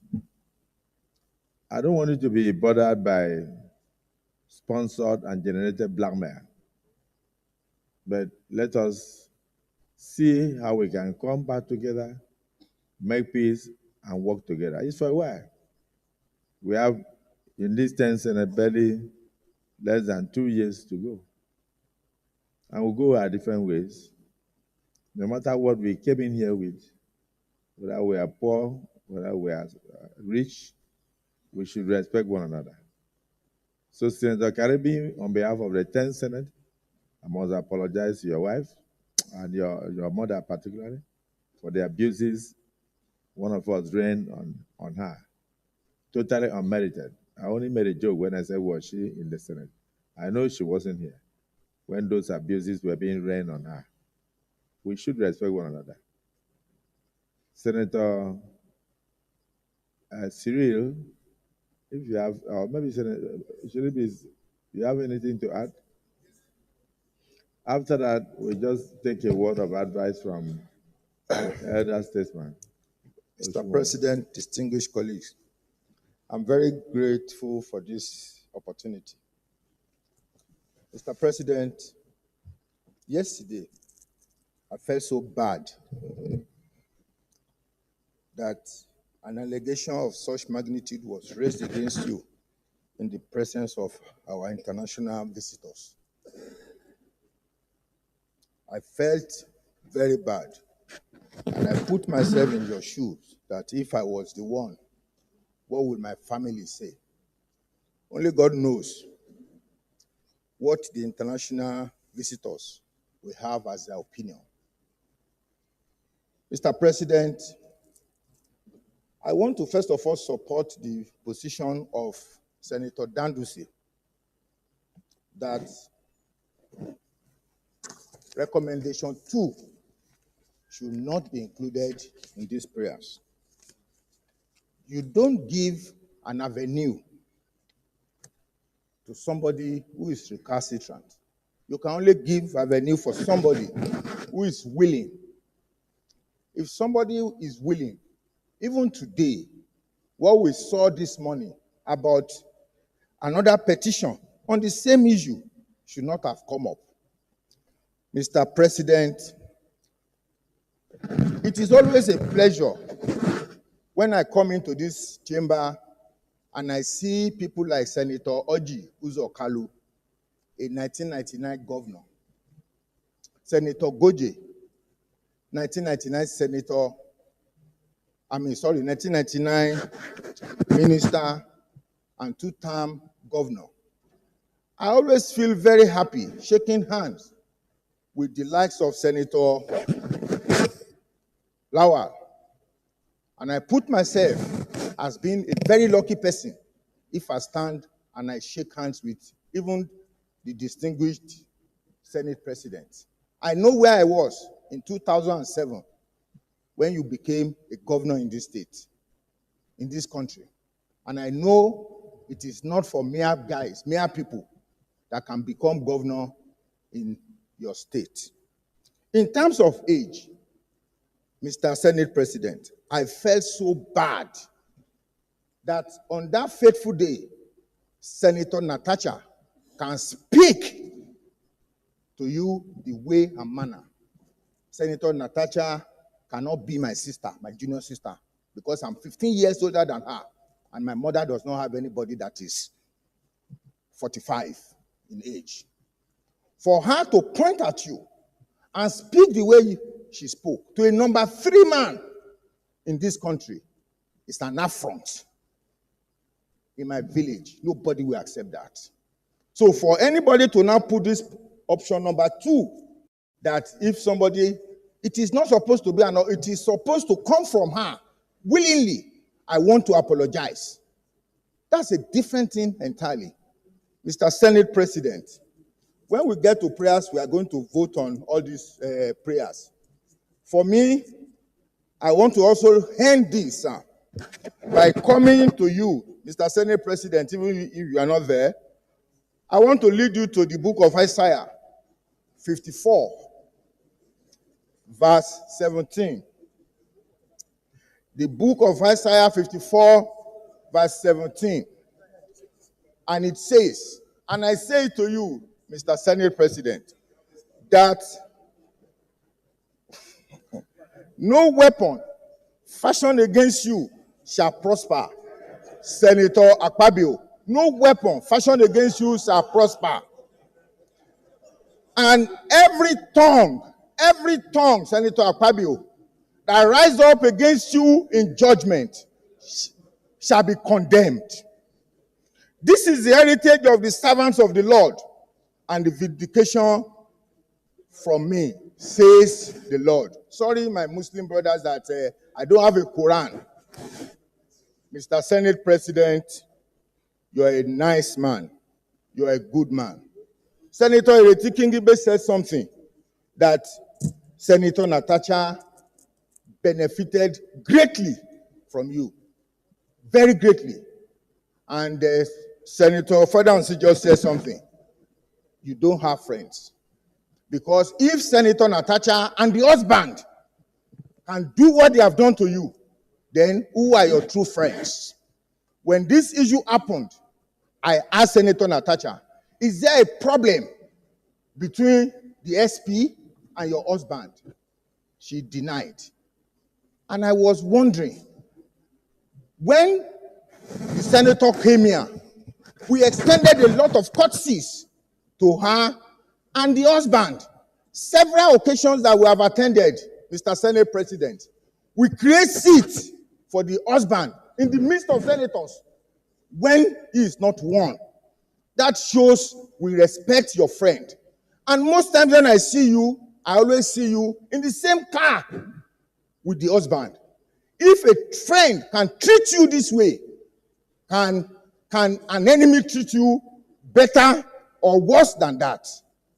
Mr. Senate President, you are a kind man. You are a kind man. You are a kind man. And I pray that your kindness will speak for you always. Thank you, Mr. Senate President, and distinguished colleagues.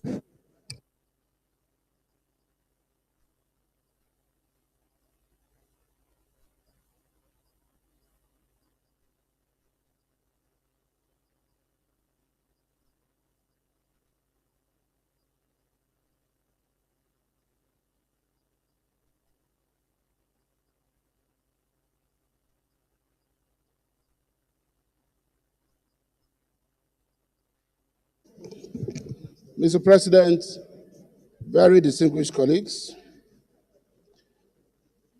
in being asked to round up this discussion, let me say that I really don't have much to say because, as it is said in law, res ipsa loquitur. Mr. President and distinguished colleagues, when a lawyer in court says res ipsa loquitur, all he's trying to say is that let us not spend too much or waste so much of the court's precious time. Let us rest this case because the facts speak for themselves. Mr. President and distinguished colleagues, I join in commending the work of the Senate Committee on Ethics, Privileges, and Public Petition. It's a very detailed report. And I thank the committee for also bringing all the people who gave testimonies. On my part, let me just say this. First, to the Nigerian women, today being the International Day, today being International Women's Day, being commemorated all over the world, also being commemorated in this Senate, because there's an ongoing program that we also join from here. This is not about gender. This is about one fact, that while we struggle as a Senate and as a people to continue to influence laws that will ensure to create more space for our women in public institutions, those of our women who have found themselves in public institutions out of this time should learn, understand, and obey the rules and regulations of those institutions so that they also will be good ambassadors of the Nigerian women. Let me also say that beyond gender, this is not also about north or south. It's not about where you come from. As a matter of fact, all our senators from Kogi are fully opposed to what has happened. And that's why they are all in support of what we are doing. It's also not about political party. Let me also say that what we are doing cuts across different political parties. It's about a sense of indignation to a deliberate refusal to respect the rules and regulations of the Senate as an institution. Mr. President, people will be governor for 8 years as chief executive. They will be honorable minister. They will still go back to the nooks and crannies of their constituencies, go around every village to go and contest election to come to this Senate. It is because there is something about this Senate as an institution. It is also because it is a Senate of rules and regulations. So, this is not about one political party trying to witch hunt another. As a matter of fact, let me emphasize for the record, and for those bloggers who like to sit in judgment over what we do here, the chairman of the Senate Committee on Ethics, Privileges, and Public Petition is a bona fide member of the Nigerian Labour Party. He's not APC. The minority leader, who spoke very well as a minority leader, trying to also make a case, did not say he was opposed to this, because he was one of those who played a major role in trying to curtail this whole situation from degenerating in the first instance. All he had to just say was to make a plea of mitigation from 6 months to 3 months. But he's not opposed to what we are doing. He's of the People's Democratic Party and a ranking senator of the Federal Republic of Nigeria. But he's guided by conscience and a sense of indignation to, like I said, a deliberate, refusal to obey rules and regulations of an institution. May I also emphasize that this is also not about gender. I said it before. Most distinguished Senator Ireti Kingibe, God bless her, she's busy at the International Women's Day program with your permission, and we are going to join them there. She has different programs to attend today as the chairman of the Senate Committee on Women Affairs. Distinguished Senator Mrs. Ireti Kingibe signed this report as a member of the Senate Committee on Ethics, Privileges, and Public Petitions. Her name is number 21, and her signature is there, fully in support of these regulations. Senator Ireti Kingibe is not a member of APC. Senator Ireti Kingibe is not a man. She's a woman. And by the grace of God and the privilege extended by this Senate, she's the chairman of the Senate Committee on Women Affairs. So this is not about where you come from. It's not about your political party. It's not about your gender. It is about this institution that is called the Senate and the need for each and every one of us who is privileged to be here, because it's only a privilege. Nothing suggests that we are the best in our various constituencies. It is a privilege, and we are here by public trust of our constituents who voted for us. So, it is a collective desire of this institution called the Senate that we will restore law and order.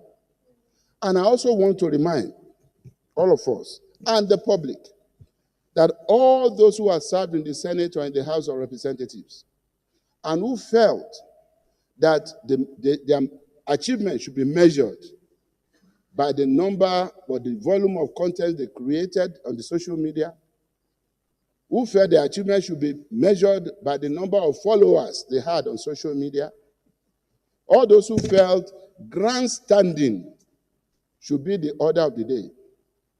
I'm sure you can begin to name them in both houses. Where are they today? Who is talking about them today? What is their relevance in the polity of this nation? Let this lesson be learned by everybody. And let everyone understand that when we are here, this is a hallowed chamber. I listened to distinguished Senator Natasha on Arise News. And I'm saying to all my distinguished colleagues, I had no regrets about what she said about me. She said I called her at exactly 13 minutes past 12. I had no regrets. And every one of you know it is characteristic of my own person and leadership role to try to reconcile everybody. I went to the Senate president and I got there that night. And I said, sir, tomorrow in chamber, you will have to tender a public apology to distinguished Senator Natasha. I beg you in the name of God. Because her understanding of what you said is different from the way you are interpreting it, by saying she should not speak as if she was in a nightclub. And Mr. President, you explained again that what you meant was that it's only in the nightclub that everybody speaks in loud voice, trying to raise their voice above the volume of the music. And I said, sir, I understand you. But tomorrow you need to explain that again to her and other Nigerian women and apologize to her. And you ask me a question, why is it that you are always coming to me to talk? You have not have you called Senator Natasha? Everybody is dragging me on the social media, her bloggers, including herself, saying I must go down. Have you called her? And I picked my call and called Senator Natasha, placing her on speakerphone. DSP was there and two other of our colleagues. And I called. I didn't think 12 midnight was any time that we would not still be awake as senators. We go to bed 2 a.m., 3 a.m. People who are dragging us on social media should know that. And when I called distinguished Senator Natasha, the first thing I said was, distinguished, I am sorry. I hope I did not wake you up. She said, no, sir. I'm still busy. I'm still at work. You know, I can't be sleeping by this time. And I said, how is my brother? Referring to her husband. She said, he's fine and he's right here. And I said, I only called you to ask you a question. She said, what? I said, my dear sister, what would you gain? Because I'm reading everything that people are saying on social media.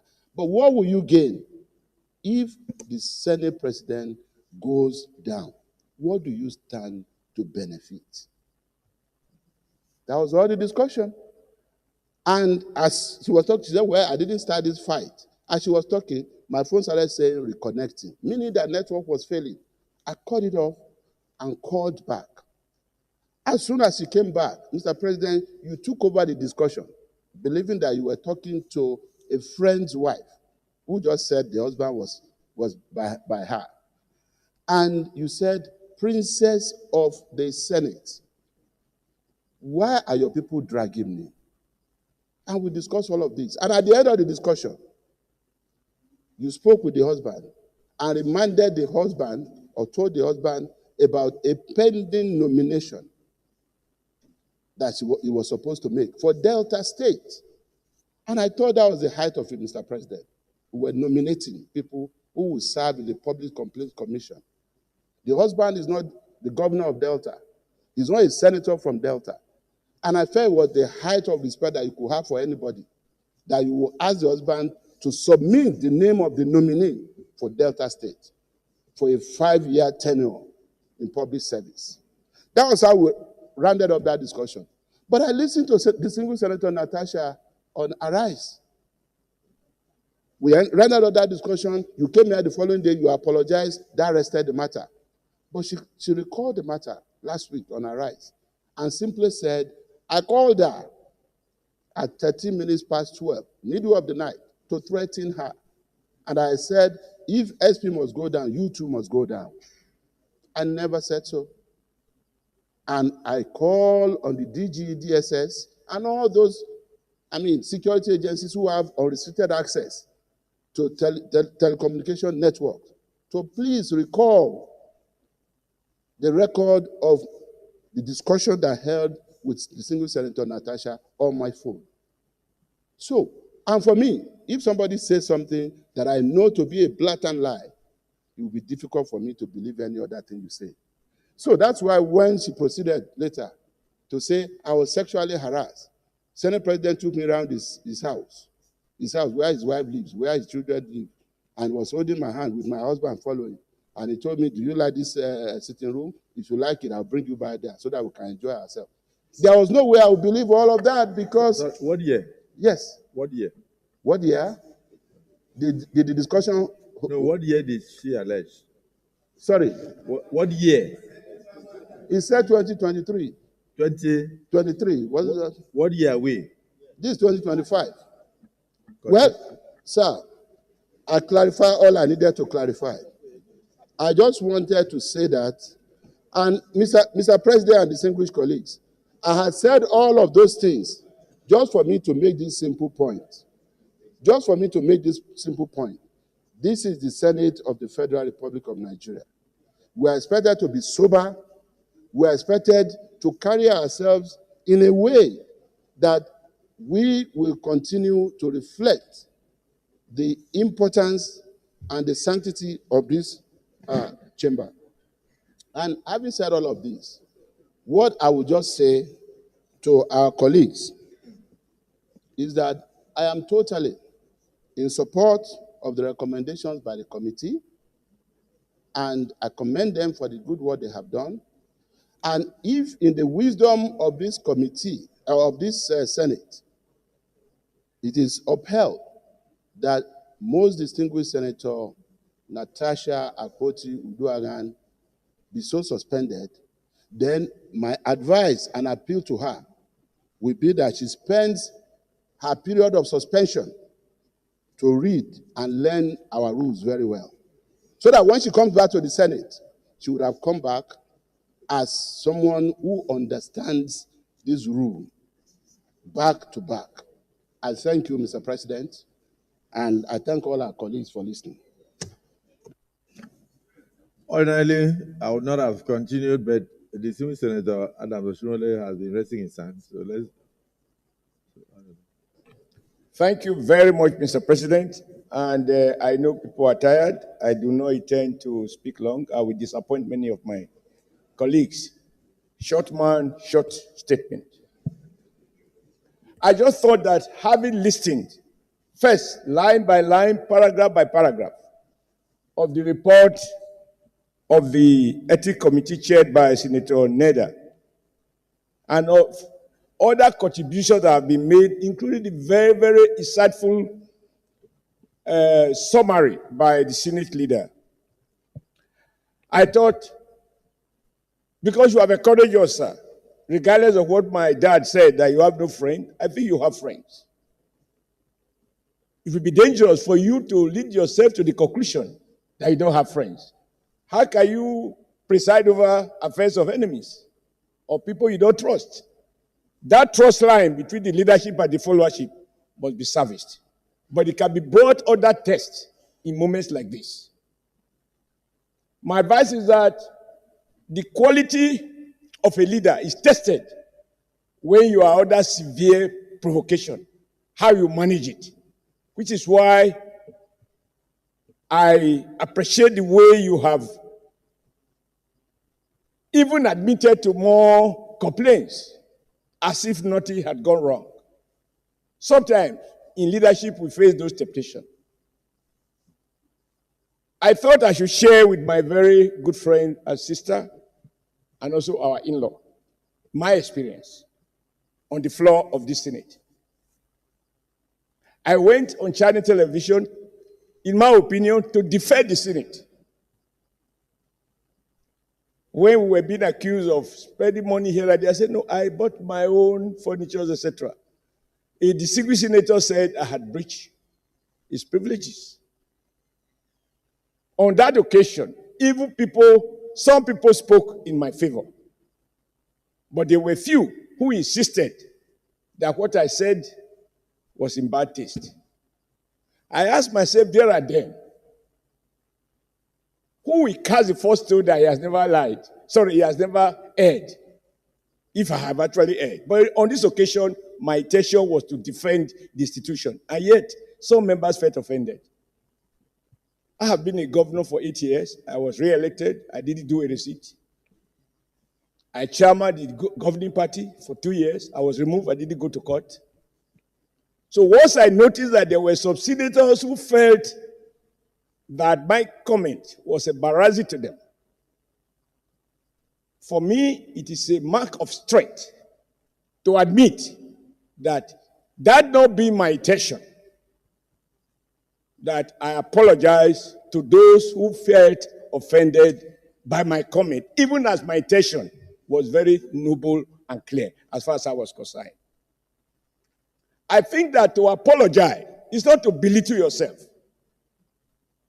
And even the Holy Bible says, and this is where I want to appeal to those who have taken very strong stand, that any sin we commit,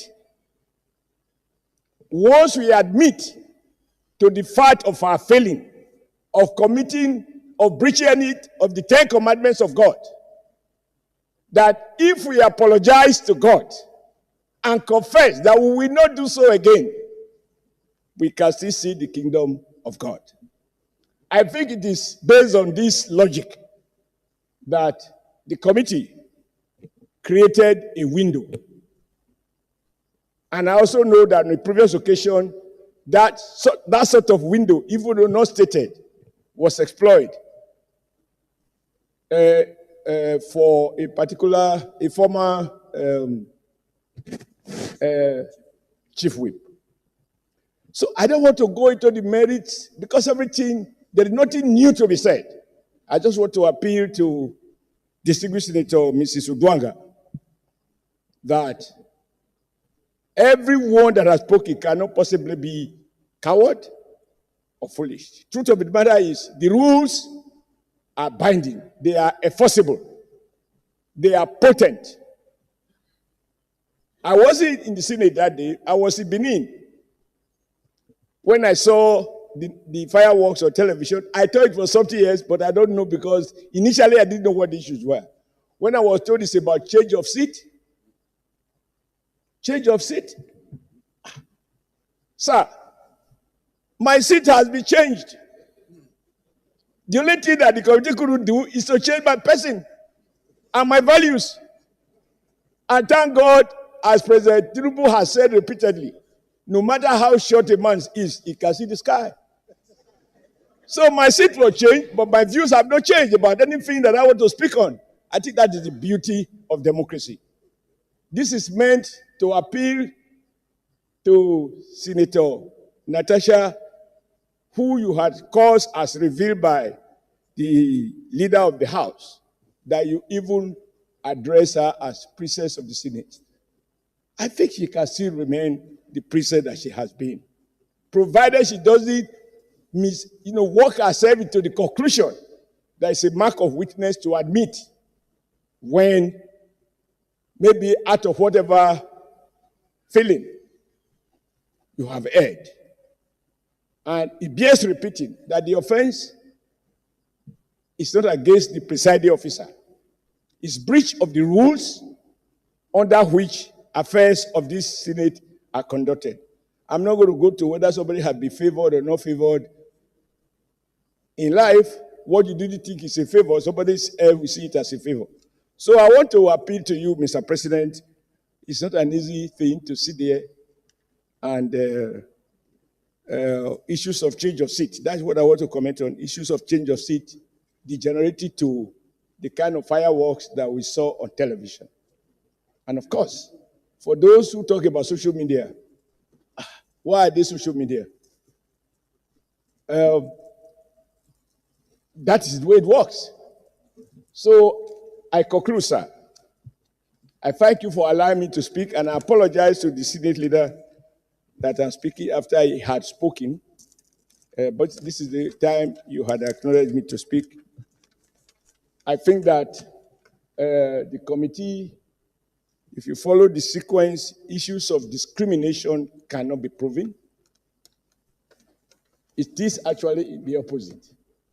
That under your leadership, distinguished Senator Mrs. Udwaga can claim victimization based on facts.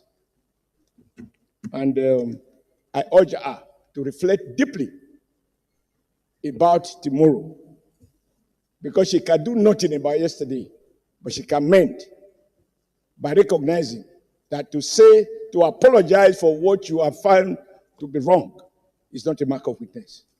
And to our colleagues, I think rebuilding our collective image is necessary. I had occasion to say that once you have been stripped naked in the market, how much more can you cover since everybody has seen it? But then I also then asked myself subsequently, because you were stripped naked in the market, should you continue to walk naked all over the country? The moment you realize you have been naked, we are told that when a madman realizes that she's naked, if you begin to wear clothes, then you know it's regaining sanity. It is not a mark of weakness. So I don't want to be on the side of peace. And I don't want all of us to be hawks. In this case, we need some doves to, temper the general feeling in the Senate. I don't think there's any division. No one has questioned the facts as they are, and facts are stubborn. You can wrestle with the fact, you can wrestle with the truth, but you can't defeat the truth. And on that note, I want to thank you, sir, for this opportunity. And I believe my sister has heard all those who have spoken. And I'm sure she knows she has a lot of friends among those who have spoken. And they cannot all be wrong. Thank you, Mr. President, for your patience, and thank you for your leadership. Thank you, sir. Thank you, distinguished colleagues.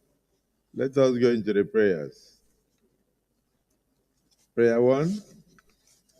Dear Senate President, may I be given a chance to speak?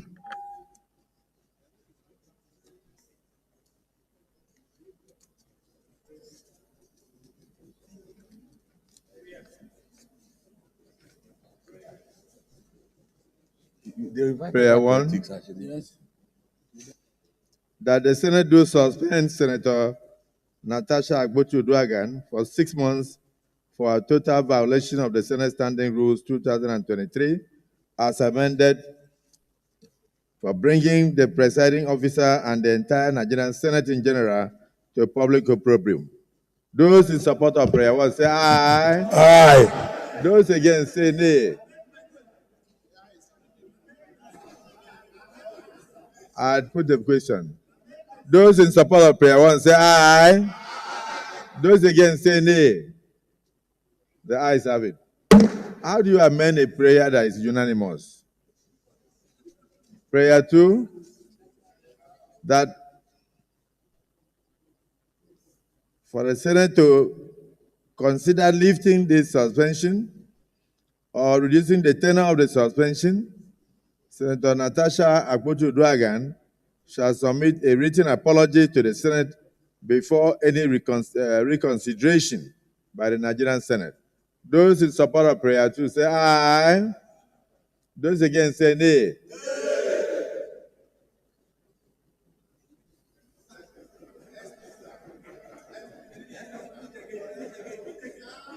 I don't think, Senator Baribe, as a landlord of the Senate, I don't think they heard what I read. So let me just repeat for clarity. That for the Senate to consider lifting the suspension or reducing the tenor of the suspension, Senator Natasha Akpotu-Uduaghan shall submit a written apology to the Senate before the reconsideration by the Senate.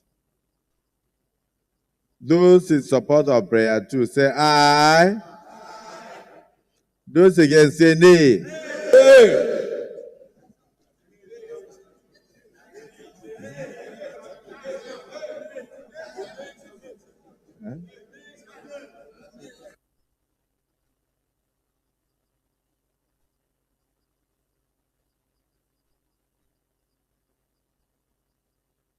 Okay, because I thought I heard 50-50. Let me make it 40-60.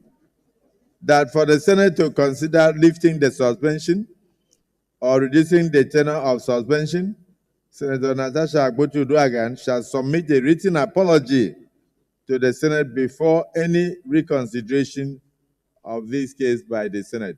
Those in support of prayer 2 say aye. Those against say nay. Nay. The ayes have it. Prayer 3. Liberalism. Prayer 3, that the Senate do suspend Senator Akpoti Oduagan with effect from 6th day of March 2025 from all legislative activities forthwith. Those in support of prayer 3 say aye. Aye. Those against say nay. The ayes have it.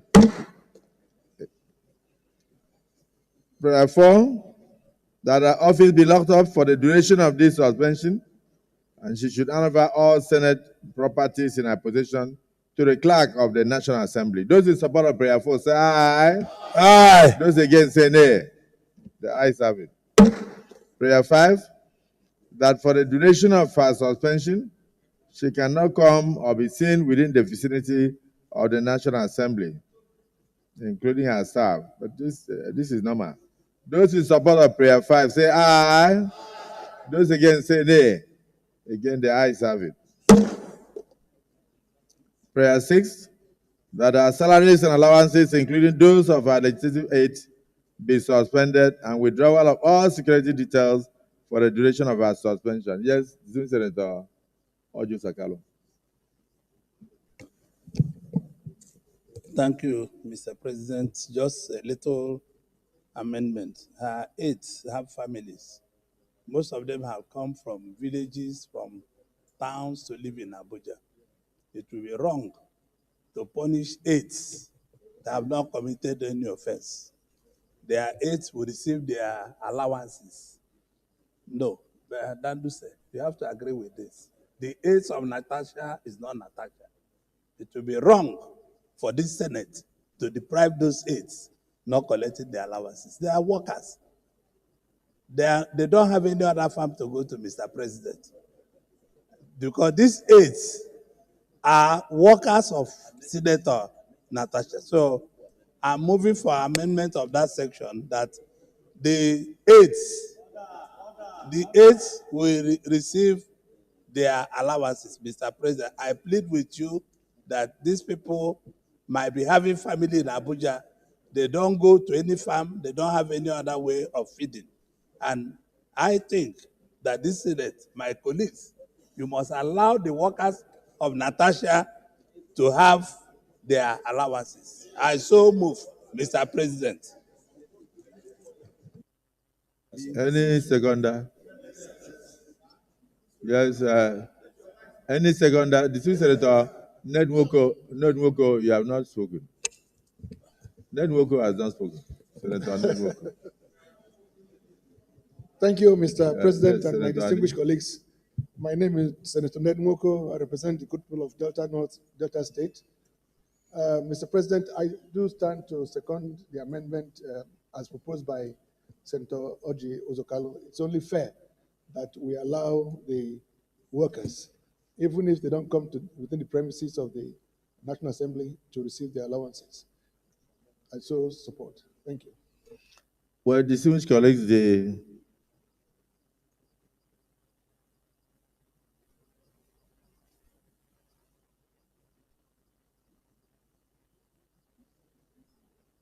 prayer 6 says that our salaries and allowances, including those of our legislative aides, be suspended. And the distinguished Senator Oju Sakalo has proposed that the salaries and allowances of the aides be spared.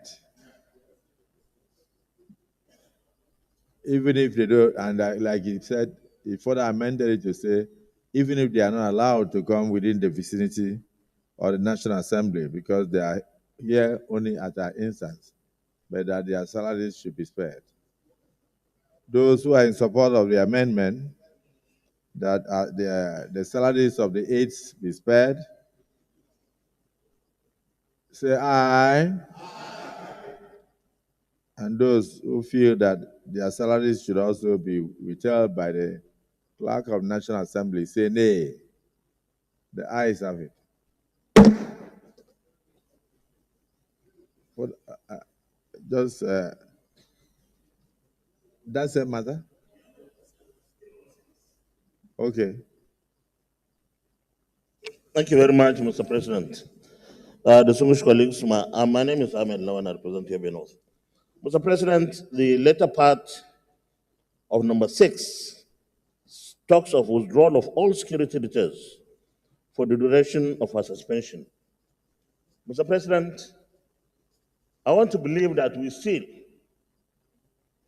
feel we are one. And any injury to any of us should be injury to all. I believe withdrawal of security aids at this moment from a senator is not the best way to go. And we should not really create a precedence where the moment something happens with a member of the National Assembly, the security agencies will say withdraw the security aids. Because this could be a problem to us later. So I just want us to reflect on this. Thank you. Well, if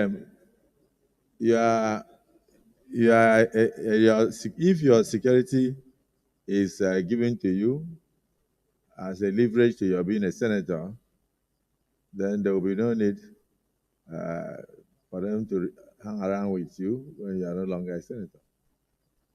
In other words, if you are no longer a president of the Senate, you cannot continue to sit in the car of the president of the Senate.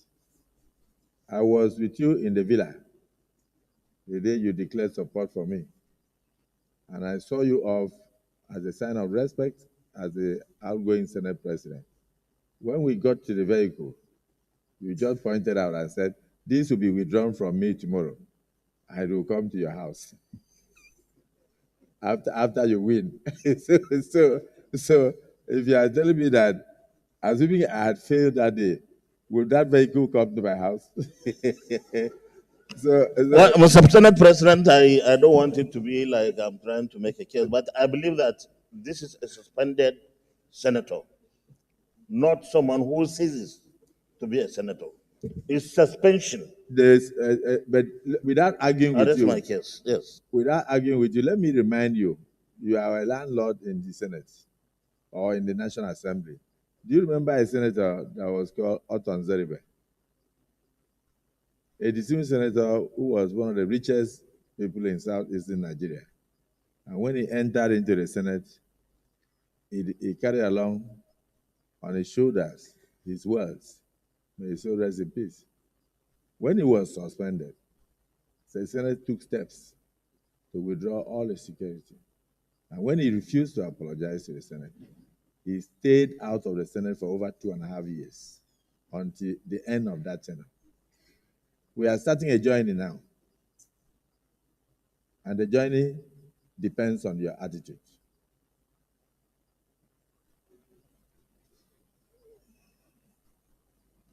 Prayer 7, that for the period of her suspension, she be barred from representing herself to the public locally and internationally as a senator of the Federal Republic of Nigeria. Those in support of prayer 7 say aye. Those again say nay. The ayes have it. Let me thank my colleagues.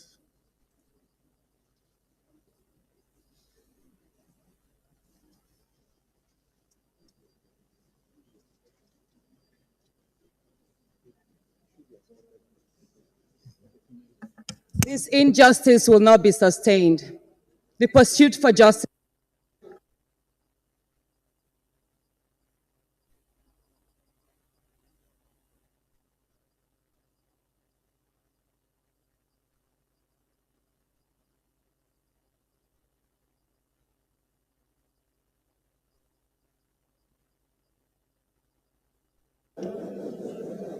She's not coming back.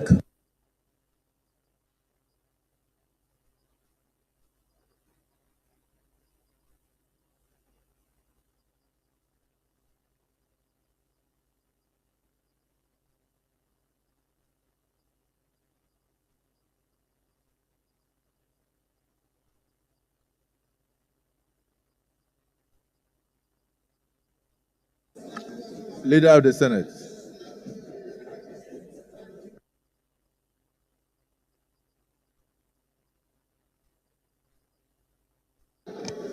Mr. President, please. Order, please. Order, please. Distinguished senators, resume your seat. Order, please. The Senate will be formally adjourned now. Order, please.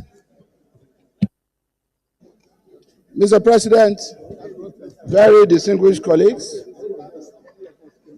the last order of the day would have been the motion sponsored by distinguished Senator Ned Nwoko, who is not in chamber at the moment, and is here.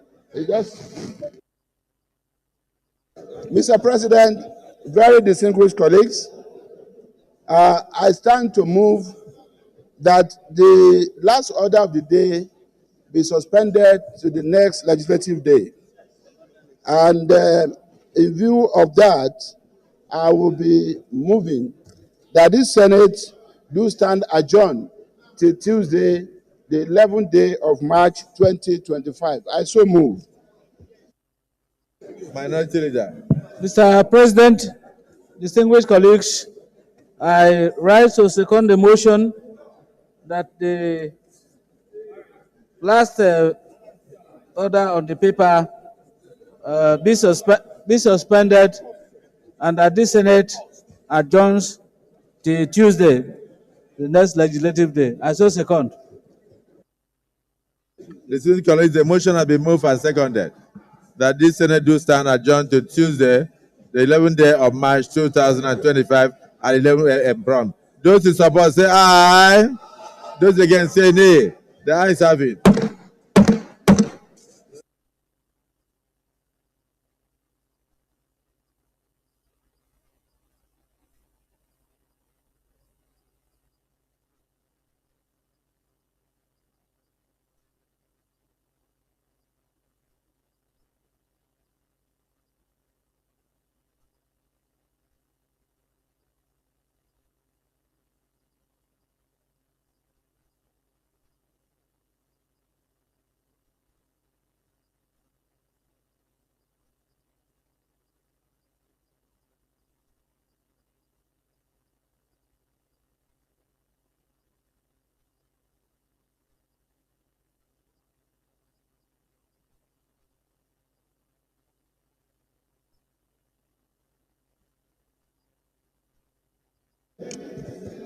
Please, procession is ready to commence.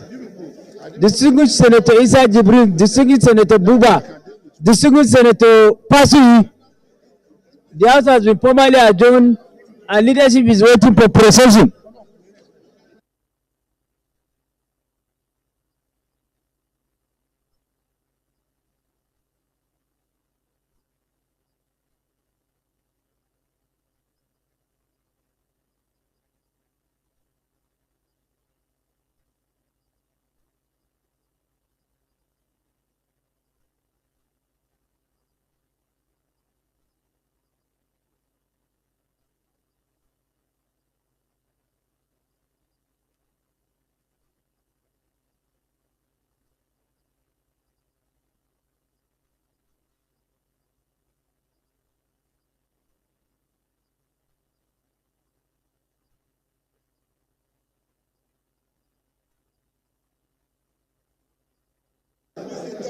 Senator Buba, allow this procession to commence. Procession now, procession. Come to him there. Procession.